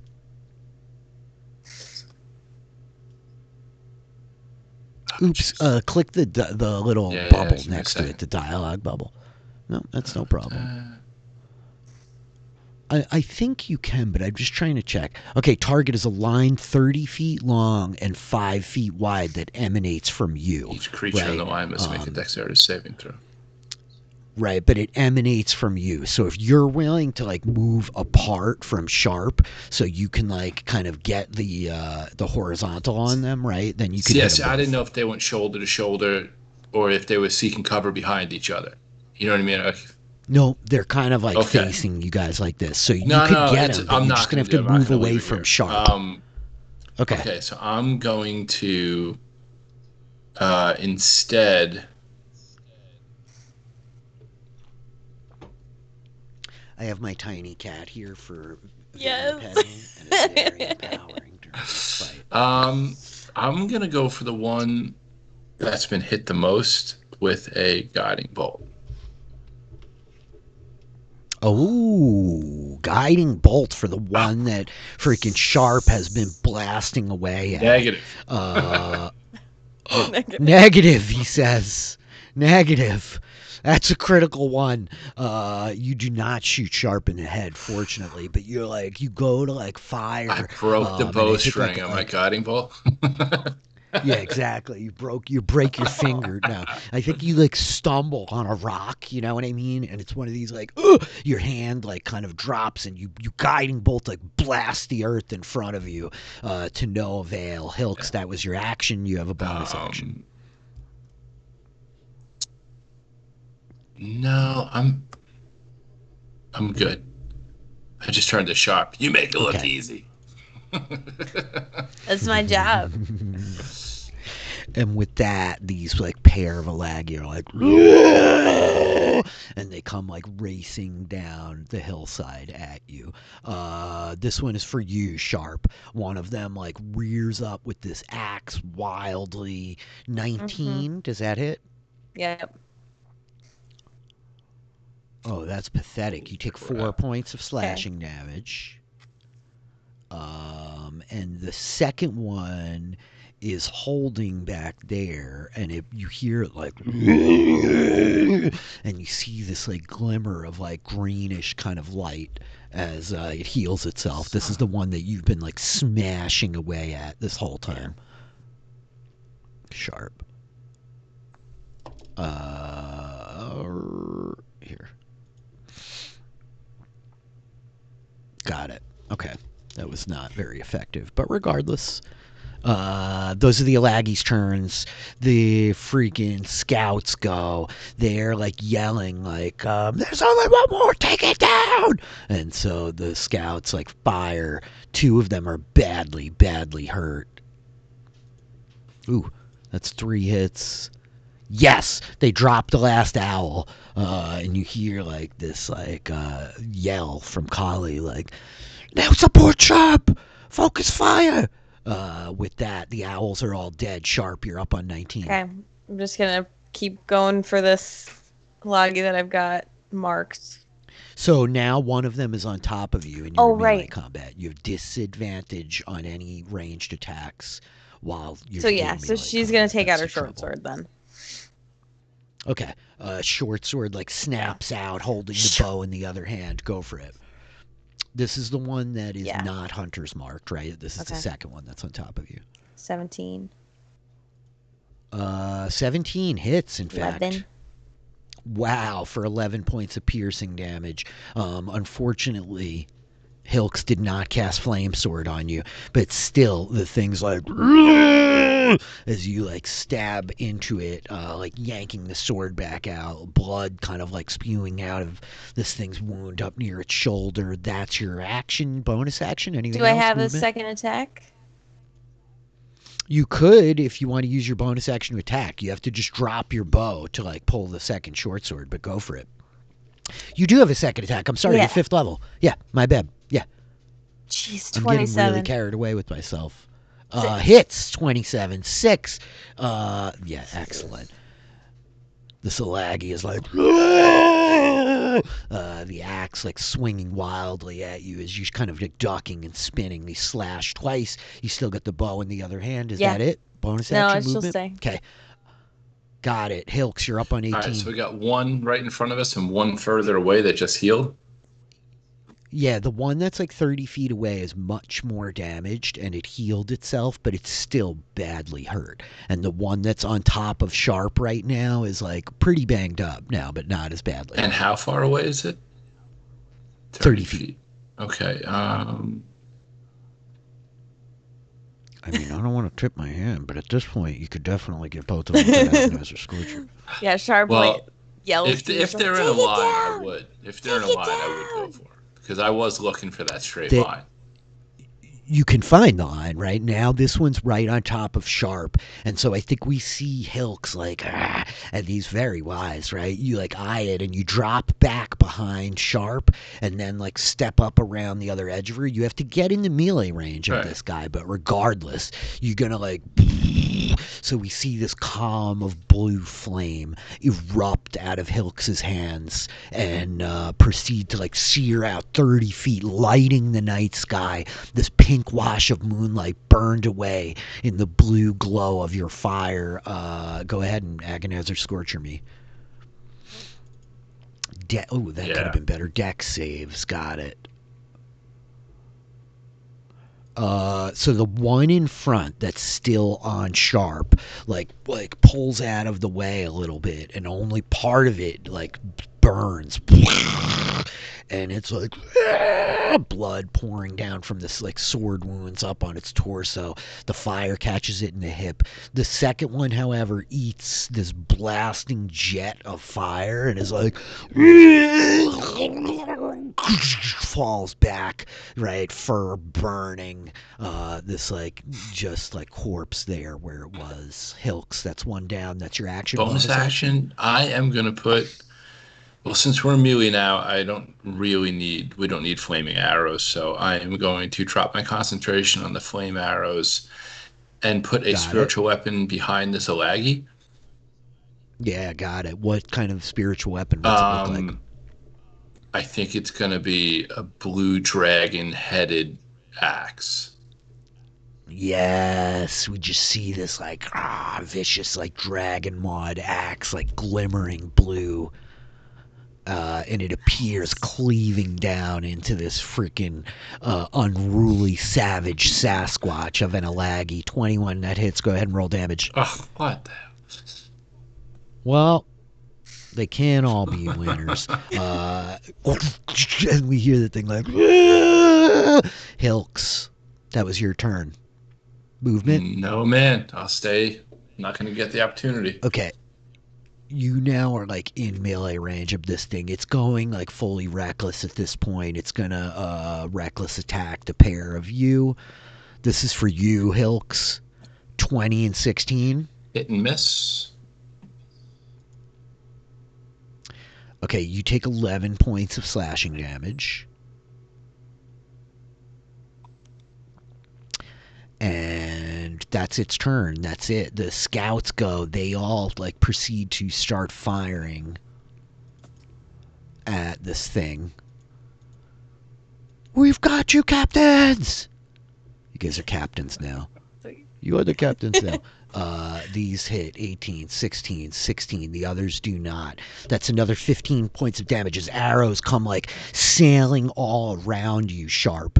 They're just like right over Hilx's head, kind of like one on your left, one on your right. Like you chose wisely, as none of them decided to shoot you in the back and try to take command. But you realize very quickly that's probably only because Hilx is there, and they're pretty sure they couldn't kill both of you. And so with that, the Alagi takes a fistful of arrows. Sharpe, you're up on 19. All right.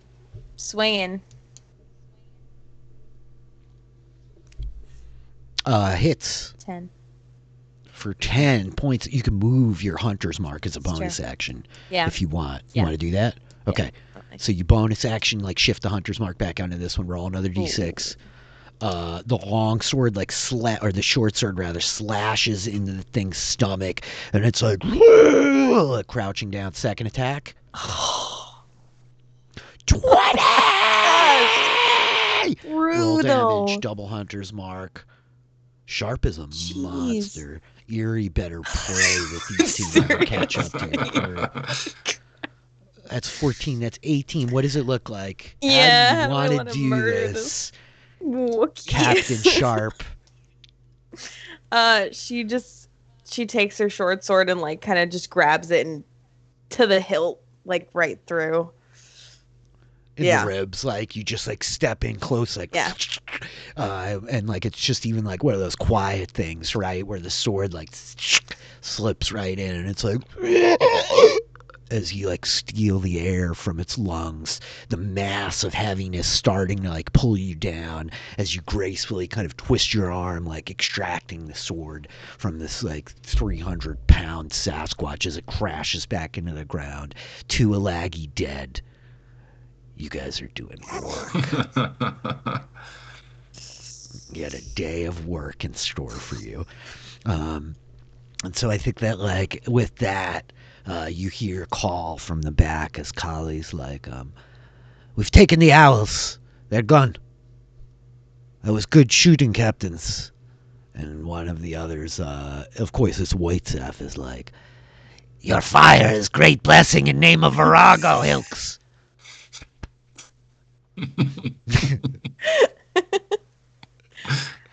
They're just like, Voron is dead. We throw body off cliff? Hold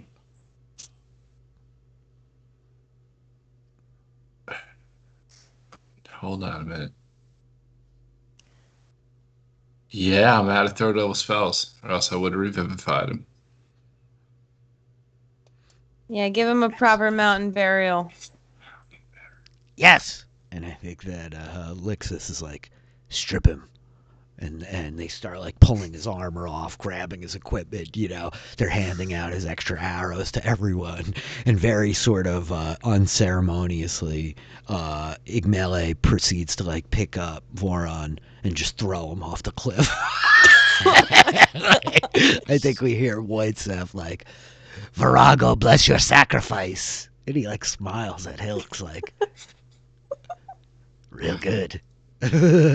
So I think they all kind of like gather up around you. Listen, know? he did better than Sunar the first time he died. At least they said something good. Oh my god.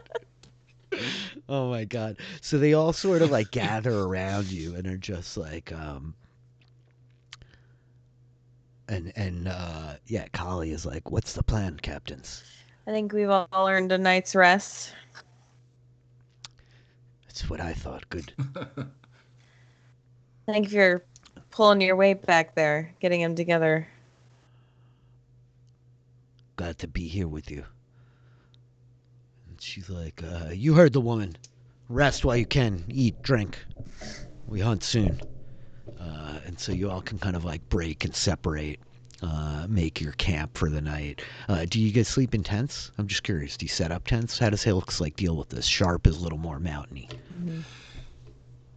Isn't it snow? I mean, aren't we in snow right now? Yeah, there's snow. There's a bit of snow around. Yep. I guess he would set up a tent. Okay. I mean, I'd imagine it would just be like a pup tent. I don't think they're like going all extravagant. You know? Yeah, no. Everybody has their own like small 2-person kind of tents that they're carrying in their packs. So the lot of you, we see like, you know, the montage of like the gang of you setting up tents, these elves, these half elves, the goblin Wojciech, like hustling to try to help Hilx. And so yeah, the now 7 of you like sleep for the night. And I think that you can reset your spells, Hilx. All right.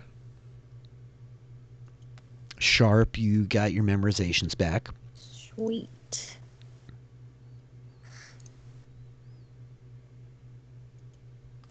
And I just to make sure, checking all the boxes, like she makes sure that there's a watch throughout the night, like shifts. Oh and stuff. yeah. Absolutely. I don't mean to yada yada. No. I yada, just yada. Yep. You know, they like keep a vigilant watch throughout the night, right? Like switching in and out. Kali is like clearly a very useful number 2 for you. Wojciech is definitely untrustworthy, and so you put him on watch alongside her. Igmele is like really strong, and like gets very drunk during this time, as this is what they do. And so with the morning, you all are like rested. You've regrouped with your spells, and I think as the like tents are breaking down,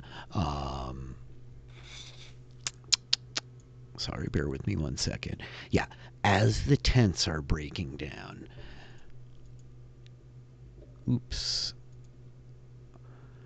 You guys hear this voice booming over the like kind of little paths that you're all holed up in, and it's just like you have killed precious kin. We may run, but we do not flee. And yup, with that, you suddenly see like the clouds in the sky are like converging into like this black mass above you, and you hear like So it's like a like call light. thunder rumbling. Yeah. Yep. And I think that the voice Druid just shit. roars again, right? Your queen pretender may call herself Mother of Storms, but the druids have been here since the beginning! Yes.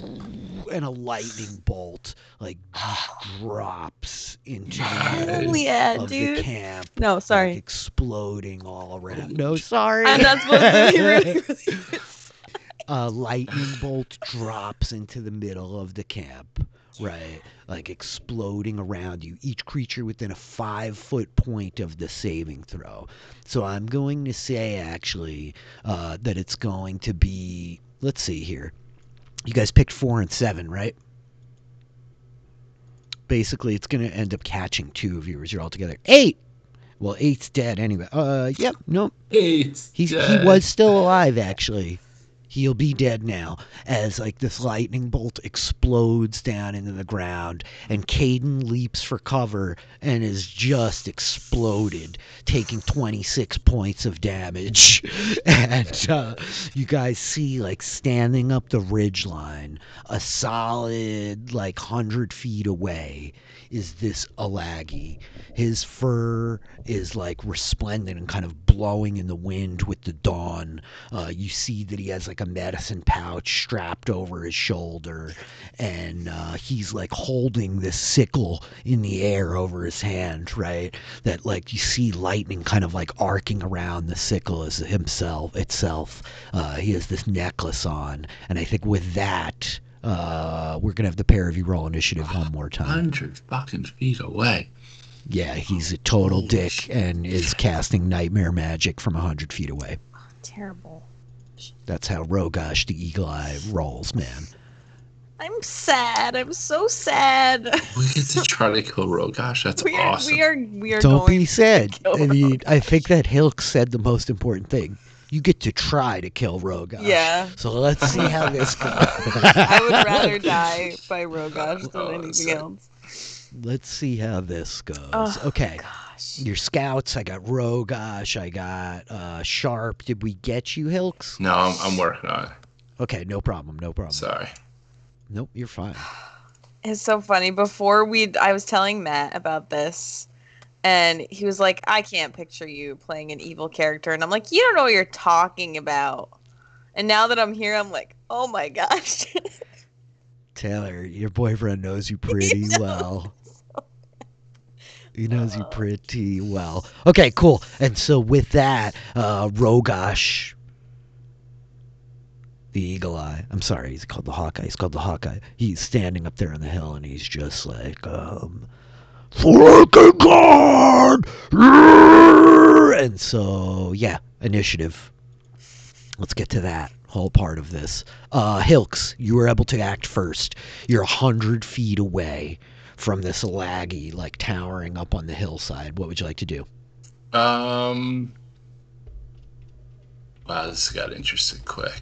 Let's see. Well,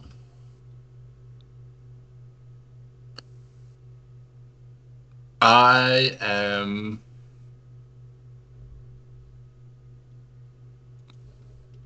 Jesus Christ.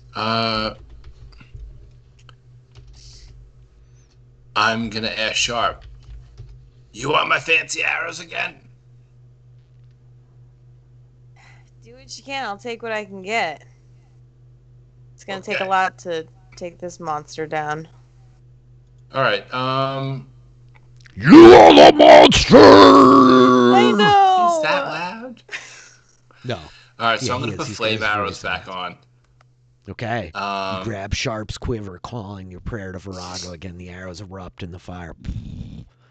They don't really, not until she draws them. right. Oh, And was I able to recover any of my arrows? Yeah, they could give you dead Voron's arrows too, and now Caden's dead, so there's arrows there. But yeah, the ones that were not lit afire, you could definitely recover. Okay. So you should be good. all right, so I'm going to make her arrows, cast flame arrows on her arrows, and I'm going to move up. You got a 25-foot movement, Hilx? I Is think that right? 30. It was showing 30. Okay. Yeah, and goblins are badass. Yeah. Halflings got screwed. And then. All right, I think that'll do it. I'm going to stay right there. So I'm going to advance 30 feet. So you're like 70 feet away from Rogosh at this point, and here, how about we just do this and make it like really straightforward. Okay, that will bring us to Rogosh himself. I'm gonna put you there. We're gonna put Sharpe way back here. Okay, cool. We have a vague notion of ranges now at this point. Rogosh goes again, and he has a nice 5th level call lightning kicking around right now. So I think I think my man's just gonna drop that thing again, because he's loving it. So, I love I think so much. as you like come racing forward, Hilx, he like turns looking down on you like, your god is a false pretender! And drops lightning on you. I'm gonna have you roll a saving throw. All right. Dex save? Dex save 17. Yep. Oh my Dex goodness. save it is. Gosh, that's a really high dex save. Let me double check my math for a second. Okay, that should be actually a little bit lower. The spell DC is actually only 16, so you have made it. Bam. That is very lucky. I'm not going to bother changing it now, but let's just remember a spell DC is 16. So I get hit for 9? No, 22. You get hit for 11. I'm showing 18 for damage. And a 4 above it. It's a Gotcha. higher level Okay. cast. I missed it. Sorry.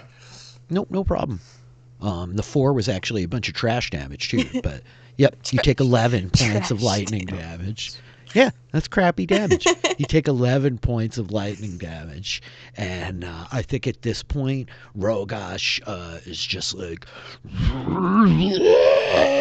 And his size doubles as he proceeds to like transform into a freaking cave bear. Yes! And he's this like gigantic white furred cave bear with these huge kind of ram's horns rolling like flat out the back of his head, like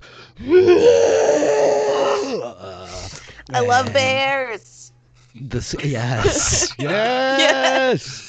Ursa Major! And so I think at this point, the 5 remaining soldiers... Oh, no, wait, there's only 4. Caden's dead. Yeah. They are like, shoot the bear! Shoot the bear! And so they all, like, start firing. These are all really good, actually. Not that actually really good. So 2 of them sink arrows into Beargosh, and that's their turn, and I think Sharpe is up. Okay. He's 90 feet. Mm-hmm. Yeah, so I can get him with Hunter's Mark, I believe. Yep. So Hunter's Mark. And yeah. Just start firing arrows. Here we go. Go for it. Oh! My conscience is gonna fight me now. My wills. All right. Well, second shot, I guess. Yep. 27. 27 hits. Don't forget to put your archery back on. Oh, right. That's 10 plus 1d6. You could just use your Hunter's Mark damage. Yes. Hunter's Mark. Hunter's mark. 20. That's 20 points of damage. Holy This fire crap. arrow like swams into the bear, Rogosh. That's your action. Are you gonna move at all, Sharp, or are you just holding your ground back Yeah, here? she's just gonna stay. Or Okay. Really? I guess, is there any... There were trees. Hilks is like, what the fuck? Look, if we didn't move at all and he didn't see a need, he would have just sat there throwing call lightnings at us until he ran out of time. So that's why I moved up, thinking you guys would move in some capacity. I don't need to. He's well within Yeah, my well, reach for everything. You're gonna be down a healer here pretty soon. I think Wazgriff is like, I'm sorry, Wojciech is like, I am with you, Captain, and he's like, comes like charging forward, his bow, and the others, I think, Kali is just like, Wojciech, what? And with that, it's Hilx's turn again. Hilx, you're up. Was there any sort of cover that I could kind of get under? Yeah, so the trees are all like stunted and ratty, but there's rocks everywhere, Right. We can see like Sharp dart to some rocks and duck behind. So you're like full breaking line of sight. Yes. Yeah. Thinking like a ranger, says Xanatos. Hey, I knew a ranger who was the only front line for many years in his very shoddy chainmail armor. All right, I am going to conjure a spiritual weapon 5 feet in front of Rogosh, between me and Rogosh. Buddy. Yes. All right. Actually, wait, did I do that right? 60 feet range. Yeah. So yeah, I might have to take move 5 feet up to get that 5. Yeah. All right. Yeah.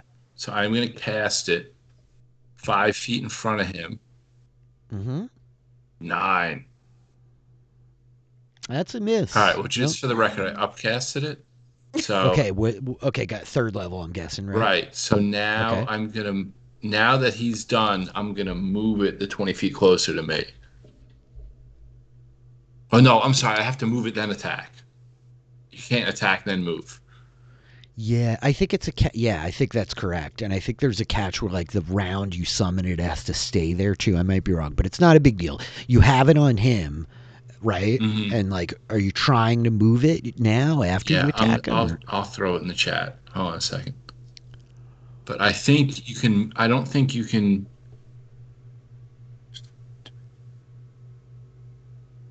You can't. You don't move it the round you summon it. This is the catch. You summon it, it attacks, and then as a bonus action every turn, you can move it. You know what I mean? It's a little bit of a jam up if we're getting really granular about it. Okay. All right, that was my bonus action. Sure was. So you got your action. Yes. Action surge? No, that's the wrong character. Wrong character. All right, I am going to. What the hell, man? I'm going to try another guiding bolt. Maybe I won't roll 1 this time. Okay, go for it. Second guiding bolt. You rolled a 12, and that's not high enough either. I'm really sorry. You fire the second guiding bolt. Oh, wait, he's in bear form. I was going to say, he's that bear. Actually probably is high enough. Let me double check. Right. Uh-huh.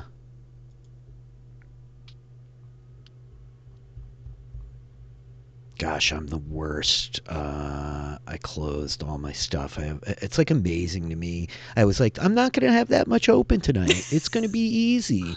And now we're sitting here at 11:04. I got 37 tabs going on. I got sheets all over the place. His AC is 12 as a bear. That hits. Go ahead. Nice. Roll damage. And that's first level.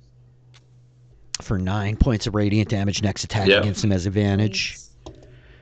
We see this blue beam blast into him. He's glimmering blue. Hilx, that was your bonus action. That was your action. You want to continue moving? Is the other goblin up near me? Yeah. Wojciech is right behind you with this bow. Okay, I'll stay put then. The goblin charge. Yeah, okay. He's like stepped up right next to you. I think that with that, my man Rogosh here, he's going to drop the freaking lightning on this like mass of archers in the back because he's able to hit a bunch of you at once with this. So Sharpe, I'm gonna have you make a dexterity save. Okay. DC 16. I think I did successfully change it. I did. Oof. As well as we're going to give you 2 of your scouts are standing near you. Actually, only 1 because you took good cover. So one of the scouts like dove into cover with you. Okay. Sharpe, you take only 13 points of damage. Amazingly, as does Lixus. As you and Lixus like dive away, we see stone like explode, and I think that with that, Rogosh Bear drops down and like races forward towards you. Is gonna come like barreling towards you. That's his action. That's his movement. We come up here to your scouts. So Wojciech like standing up here next to Hulks is gonna fire Hilx. No, I just am going to merge both names, John. Call you Hulks. 23 hits. Wojciech like buries an arrow into this thing. Like, look, boss! 36 got it. And so these other 3 will fire from the back. Oh my god, they suck. I think that you hear Igmile like just curse as the bowstring snaps on their long bow. Sharpe, you're up on 11. All right. Here we go. 18. That's a hit. For 10, plus 6, plus 6. Jeez. The fire hunter's marked arrow hits this thing, got it. The bear like, wow, 12 just hits. Another 12. Nah. Plus 6, plus 6, plus 1d6, plus another 1d6. Both you get. Both. Okay. Yeah. 19 points of damage. With that, he transforms back into the Alagi. Got it. And he proceeds to take, how much was that last one? 19? I'm sorry, I'm doing math. Got it. Okay, got it. Sharpe. That was your action. Movement bonus action? I think she will kind of move up. I don't know if there's in between her and Rogosh. But she's going to try and get up a little bit closer. There are other rocks, yeah. Yep, I mean, it's very rough terrain, and you're kind of built for this. You're a mountain person. Yeah. And also, so technically, I think Alagi, I would give you giant benefits, but that's not really combat relevant anymore. Hilx. All right. How far has Rogosh moved? Can I get the spiritual weapon within 5 feet of him? Sure. Yeah, sure. Yes. All right. So we're going to lead with the spiritual weapon. We're going to move him up. And he would have loved to come at you in a straight linear fashion, but he couldn't because it's rough terrain, so he had to move at angles. 24 hits. Nice. 3rd level cast. Nice. Wow, okay, 10 as the blue dragon-headed axe cleaves down into this Alagi. He's like, that's a hit, Hilx. Action. Hey, did he maintain concentration through all those hits on the... Oh, yeah, great to see, great question. We should be rolling stuff like that. God, because that lightning scares the shit out of me, I gotta be honest. Okay, I'm gonna give it to him for both the Sharpe shots. That made it. Sharpe second shot made it. Hilx's spiritual weapon made it. Cool. All right. I could go back and roll for everything, I guess, if we want. What do we got here? Yeah, let's be a real jerk. Wait, I didn't make you roll it for any of your hits either, so we'll call it even. I'll give you the last 2 rounds. I don't like concentration. Every DM has trouble remembering. It's okay. Yeah. So you should concentrate. It's a real Achilles heel. I'm trying. Hilx, that was your bonus action. You have movement and action. I'm not gonna actually move, but I will use a Sacred Flame Mm-hmm. and hit him with it. So His deck save's not awesome. He tries to dive like and burns as the holy light sears down upon him. The blue cleansing fire of Virago, Mother of Storms. Rogash takes the hit. Hilks, that's it. That's your action, bonus action movement. that's it, man. I'm staying put. Okay, I think that with that Rogash here.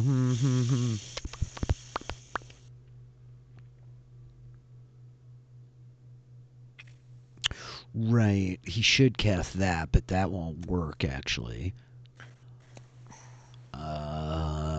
Things have gotten dynamic. Yeah,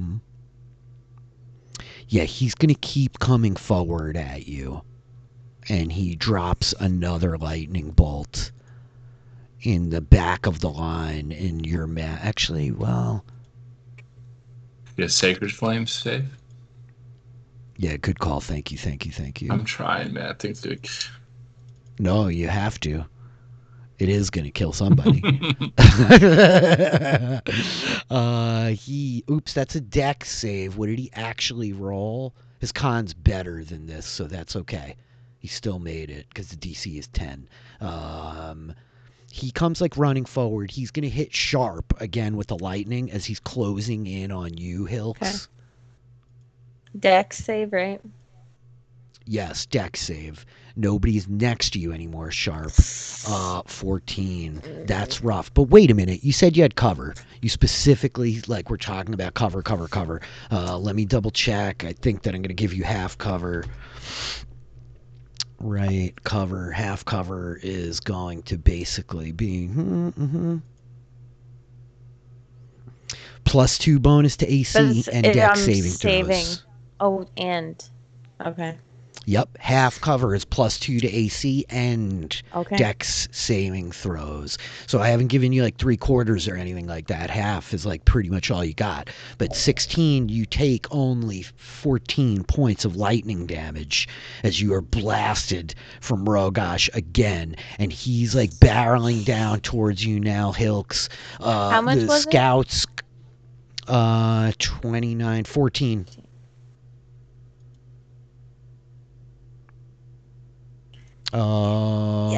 Wojciech is just like, should we run? And he like fires, missing now at the Alagi. The others in the back, oh wow, all of them still alive. Fire. Oof. They really all suck. Jeez. That hits for 4 points of piercing damage. Con save. It would have been hilarious if that was the one that got him. The scouts having gone. Sharpe, you're up on 11. All right. She's gonna like yell to Hilks like, "Hey, you got any of that healing going on over there?" You sound like Crixus. But yeah, she's just gonna fire, I guess, again. Yeah. 29. That's a hit. 8 + 6 + 6. Holy. Okay, that's another 14. Wow. Again. Does 14 hit Rogash himself? I'm going to say negative. Nope. Okay. Alrighty. Those are your attacks. No bonus action. Nothing. Nope. Hilks, you go as this thing is like coming down towards you, closing the gap. You're up. Can I get the spiritual weapon up behind him? Yeah, sure. Yes. Okay, then I will go with the spiritual weapon again. He looks a little battered at this point. He's like bloodied, right? Many of these arrows have hit him. He's burned. He's bleeding. 9 misses. That's a big deal. And Okay. I will go with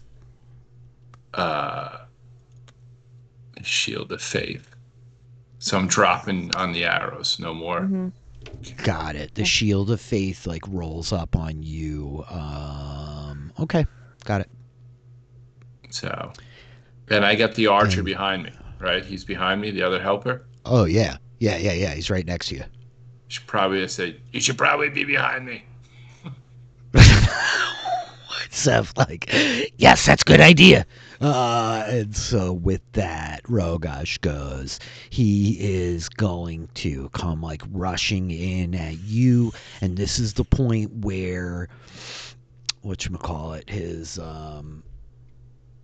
call lightning like drops away as he proceeds to conjure a sword of fire in his hand.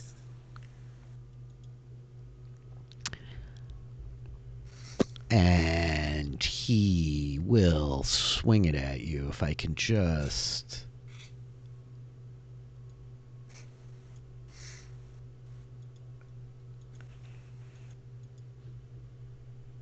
Wait.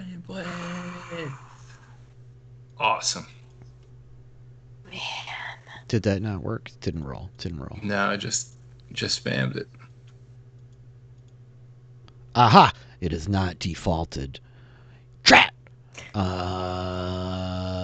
Right. You use your attack action to make a melee spell attack, so... What's your AC? 20. Nice. Oof. Yeah, that's a miss.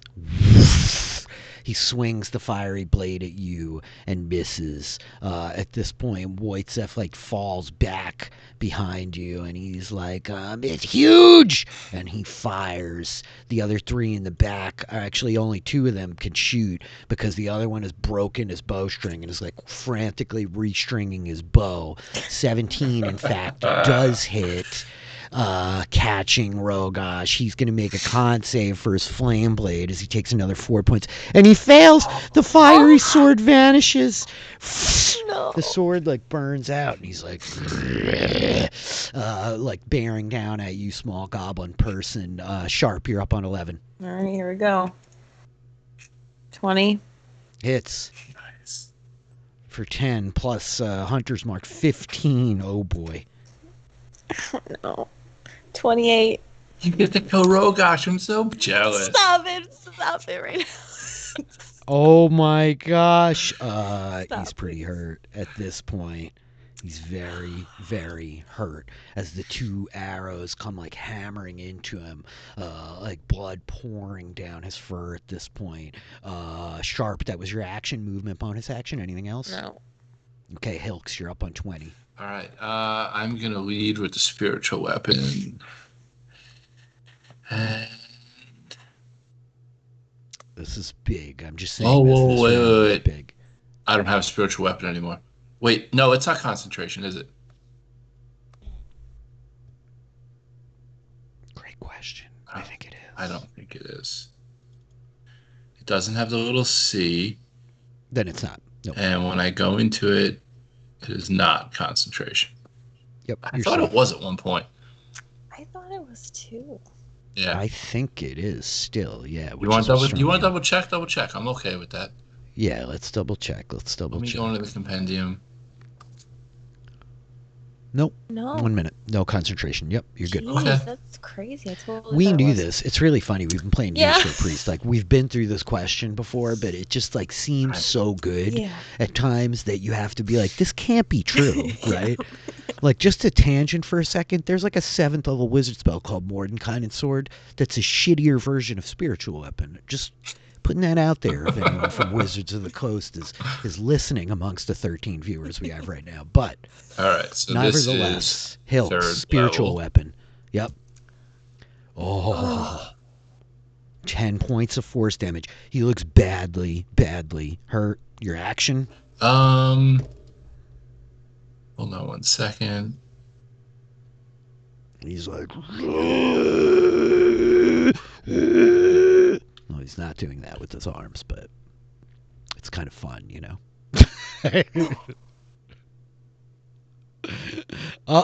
John's doing research. Yeah, I'm wondering why it's only giving me a D8 for upcasting. I clicked third level, but it only gave me 1 D8. That's every time it's been doing that. I've been clicking on third level. Because it should be... Yeah, it should. I've been clicking third level, and it has not been. It's only been giving me 1d8. That's what I was reading. Is it should be 2d8. So Roll the extra d8. The other spiritual weapon missed, and you would only hit with one more spiritual weapon, as I recall.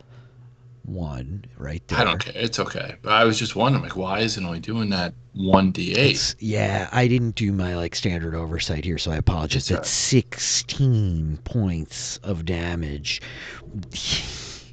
Okay. Right. And then your action. My action is going to be, and yeah, that's very weird. I don't know what's up. Last one.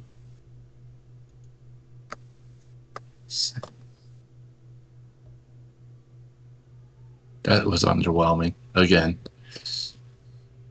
Agonize Scorcher. Spell DC's 15. Okay. Big stuff right here. Deck save. Oh, and as blue fire rolls out, like Rogosh staggers back. Oh, wait a minute. He uses his reaction, and he proceeds to cast Absorb Elements. Yes, nice. Wait, no, not nice. Yeah, you she's hilarious. I can't. He casts Absorb Elements, which allows him to have resistance on this attack. He only takes 4 points of fire damage, bringing him to 113 rather than 118. Hilx, that's your action. That's your bonus action. Movement, anything like that? I'm going to stay put because I don't think he wants to try to run around me. You know what I mean? So I'm going to stay put.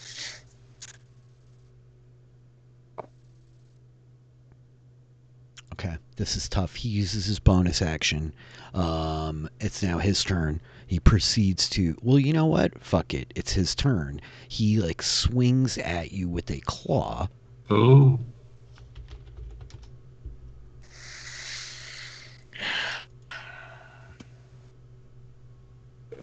$22? Yeah. So he hits you for 6 slashing damage plus the fire damage from the Absorb Elements. 2 points of fire damage. Okay. So 8 total. You're resistant to fire, though, I believe, automatically. So only 7 total. Okay. Yep. And with that, his bonus action, he transforms into a giant eagle. Okay. Oh. Wings rip out of his back, right? You see the hair growing out into fur. Hold on. Mm-hmm. War Wizard. He hurt me, and now he's fleeing. I want to cast a spell at him. So he's about to flee. So for your attack of opportunity, you want to cast a spell because you have Warcaster as your feat. Right. Nice. Warcaster OP. Yeah. I'm just messing with your sheet for 1 second, Hilks. Bear with me. I just want to show them this. You now have your sheet back. All right. Warcaster, you have advantage on concentration saving throws. You can perform somatic components with the weapon and shield in both hands. Finally, when a hostile creature's movement provokes an opportunity attack, you could use your reaction to cast a spell rather than making an opportunity attack. The spell must have a casting time of 1 action and only target that creature. So, what is your spell? Hellish Rebuke. So Hellish Rebuke, even better. You just get to do automatically as a reaction. Go for it. Yeah, that's how it works. Go for it. Click Hellish Rebuke. Give it to me. As he hits you, this is when his attack comes. This is even before he gets to shapeshift, which is a big note. It's before he shapeshifts. He hits you. The flaming claw burns you just barely, and fire rolls off of Hilks and proceeds to wash over the Alagi.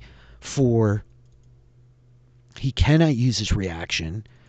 or he could, because it's his turn again. This is a fascinating series of interactions.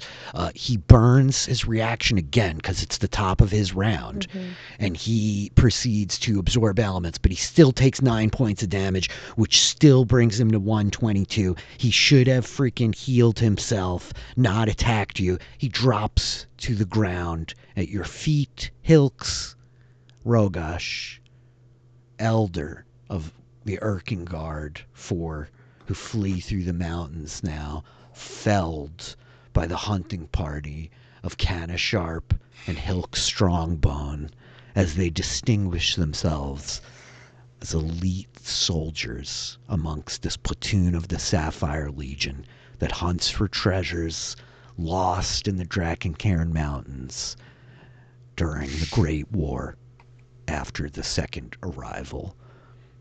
And Hilx goes, tie him up. We torture him for everything we want to know. Yes, Voice Up is like, yes, good idea. We bring him back alive. Ah, ha, ha, ha, ha. Hilx Strongbone. Hilx, Hilx, Hilx. He's the only one chanting, but he is chanting. And I think that the camera begins to pull out away, and we see Sharpe like stand up from behind the stones, her hair like in the buns, you know, like that. You got the braids, but they're a little bit like scorked up from the multiple hits of lightning that you took. 4 of your scouts remain alive. The loyal collie, Lixus, who could forget Wojciech, though he's really more of Hilx's scout now. And, of course, Igmele, the brutish, who broke their bow because they are too powerful. And so I think Igmele walks up next to you and slaps you on the back, Sharpe, like, chin up. We will be greatly rewarded for this when we bring this flesh bag back to be tormented. Yep.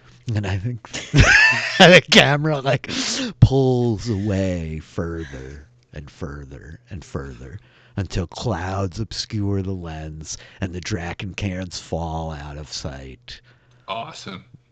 Leaving the adventures of Captains Sharpe and Strongbone for another day. You guys, that was awesome. Taylor, you're right. You gonna make it? No. He was gonna get away, man. He was about to get away. Take you down. Why did I think this was a good idea? I don't know. I don't know. Why did I not loved it.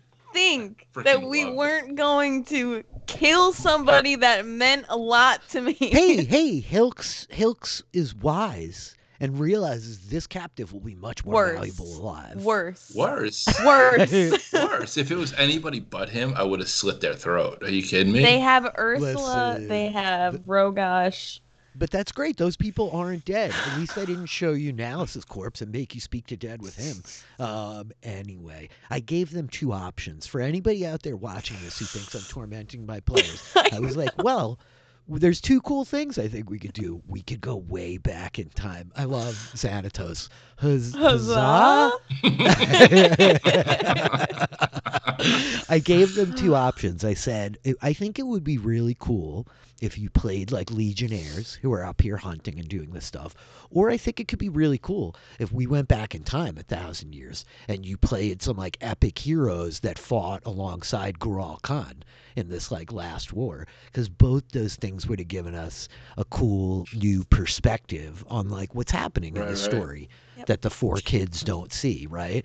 And John was very enthusiastic about, I would love to like play Legion troops. And then I asked Taylor, like, hey, so you want to do this? And Taylor was like, oh, hell yeah! I'm going to be so evil! I love it. Anyway, I'm really proud of Who myself. am I think kidding? this is fun. I loved it. I don't know. Awesome. I thought it was really fun. I really appreciate both of you getting on board with this. This is a really like fun thing. This is part of what's cool about us like playing in this environment. We could do some different stuff, but like really taking the time to make these characters and really think about who they were. I hope it was fun for you, you know. Oh, it definitely was cool. Like I think I looked at it like because I really enjoy it in books. When you get like the other perspective of the evil characters. And I I didn't. Awesome. It's It awesome. was great. It was great. She's like, I made it. tension I headache. made it was like great. a cold-blooded killer. It was like no joke. And You were yeah, fucking shit up. That we was are going to incredible. encounter ourselves, John. We are going to encounter. There's a ourselves. greater than 0% chance that these two come up again. You know. That being said, like these are really cool characters. Like I would love to. We'll see what happens. I don't want to get ahead of myself. We'll see. I'll say this. In the upcoming weeks, we're going to be short one Kurt Clark. He's got some meetings coming up for next Monday and the Monday following that. So there's a conversation here, you know, but we'll talk about it off stream. Anybody out there in the chat who's hanging out, thank you first of all for like stopping in, hanging out, supporting us tonight. I really do appreciate it. And if you have thoughts as to whether or not you would like to see what happens to these two next week, to Hilx and Sharpe, let me know. Hit me up. Hit these two up on Twitter. You won't find John on Twitter. I'm just saying that to be fun. But you can get Taylor at Rania422. Not her birthday. I am Warfrat1625. Find me on Twitter. Tell me the things. We'll be back on Sunday next week with episode 4 of Kings of Neon. I am loving that group. That is like really getting exciting. We're into the heart of the mystery now. So I'm excited for that. And then we'll be back a week from tonight on 9 p.m. Eastern, picking up the Titans Heirs. John, anything else you want to say before we roll? No, I absolutely loved it. And my first time playing a goblin, and I really thoroughly enjoyed it. It was how's your voice doing? I'm good. Yeah, it's not that bad. It's fine. I loved it. I love Hilx Strongbond. I love it. I've played a lot of D&D with you over the years, and yeah, this is like out of form for John in a huge way, and I love it. I love it so much. Taylor, how about you? What's going on with you? Not much. Keep an eye on my Twitter, Instagram. Go follow this young woman. Her Twitter and her Instagram. I'm about to make an Instagram account just so I can go follow her there. Pets. Pictures of your pets. I know. We I have all very want cute it. Pets too. This is a very cute pets. This particular one. I mean, they're all cute, but this one, it's really good. Okay, check out Taylor on Twitter. Check out me here. We'll talk to you guys later. Goodbye. Good night, everybody. Bye.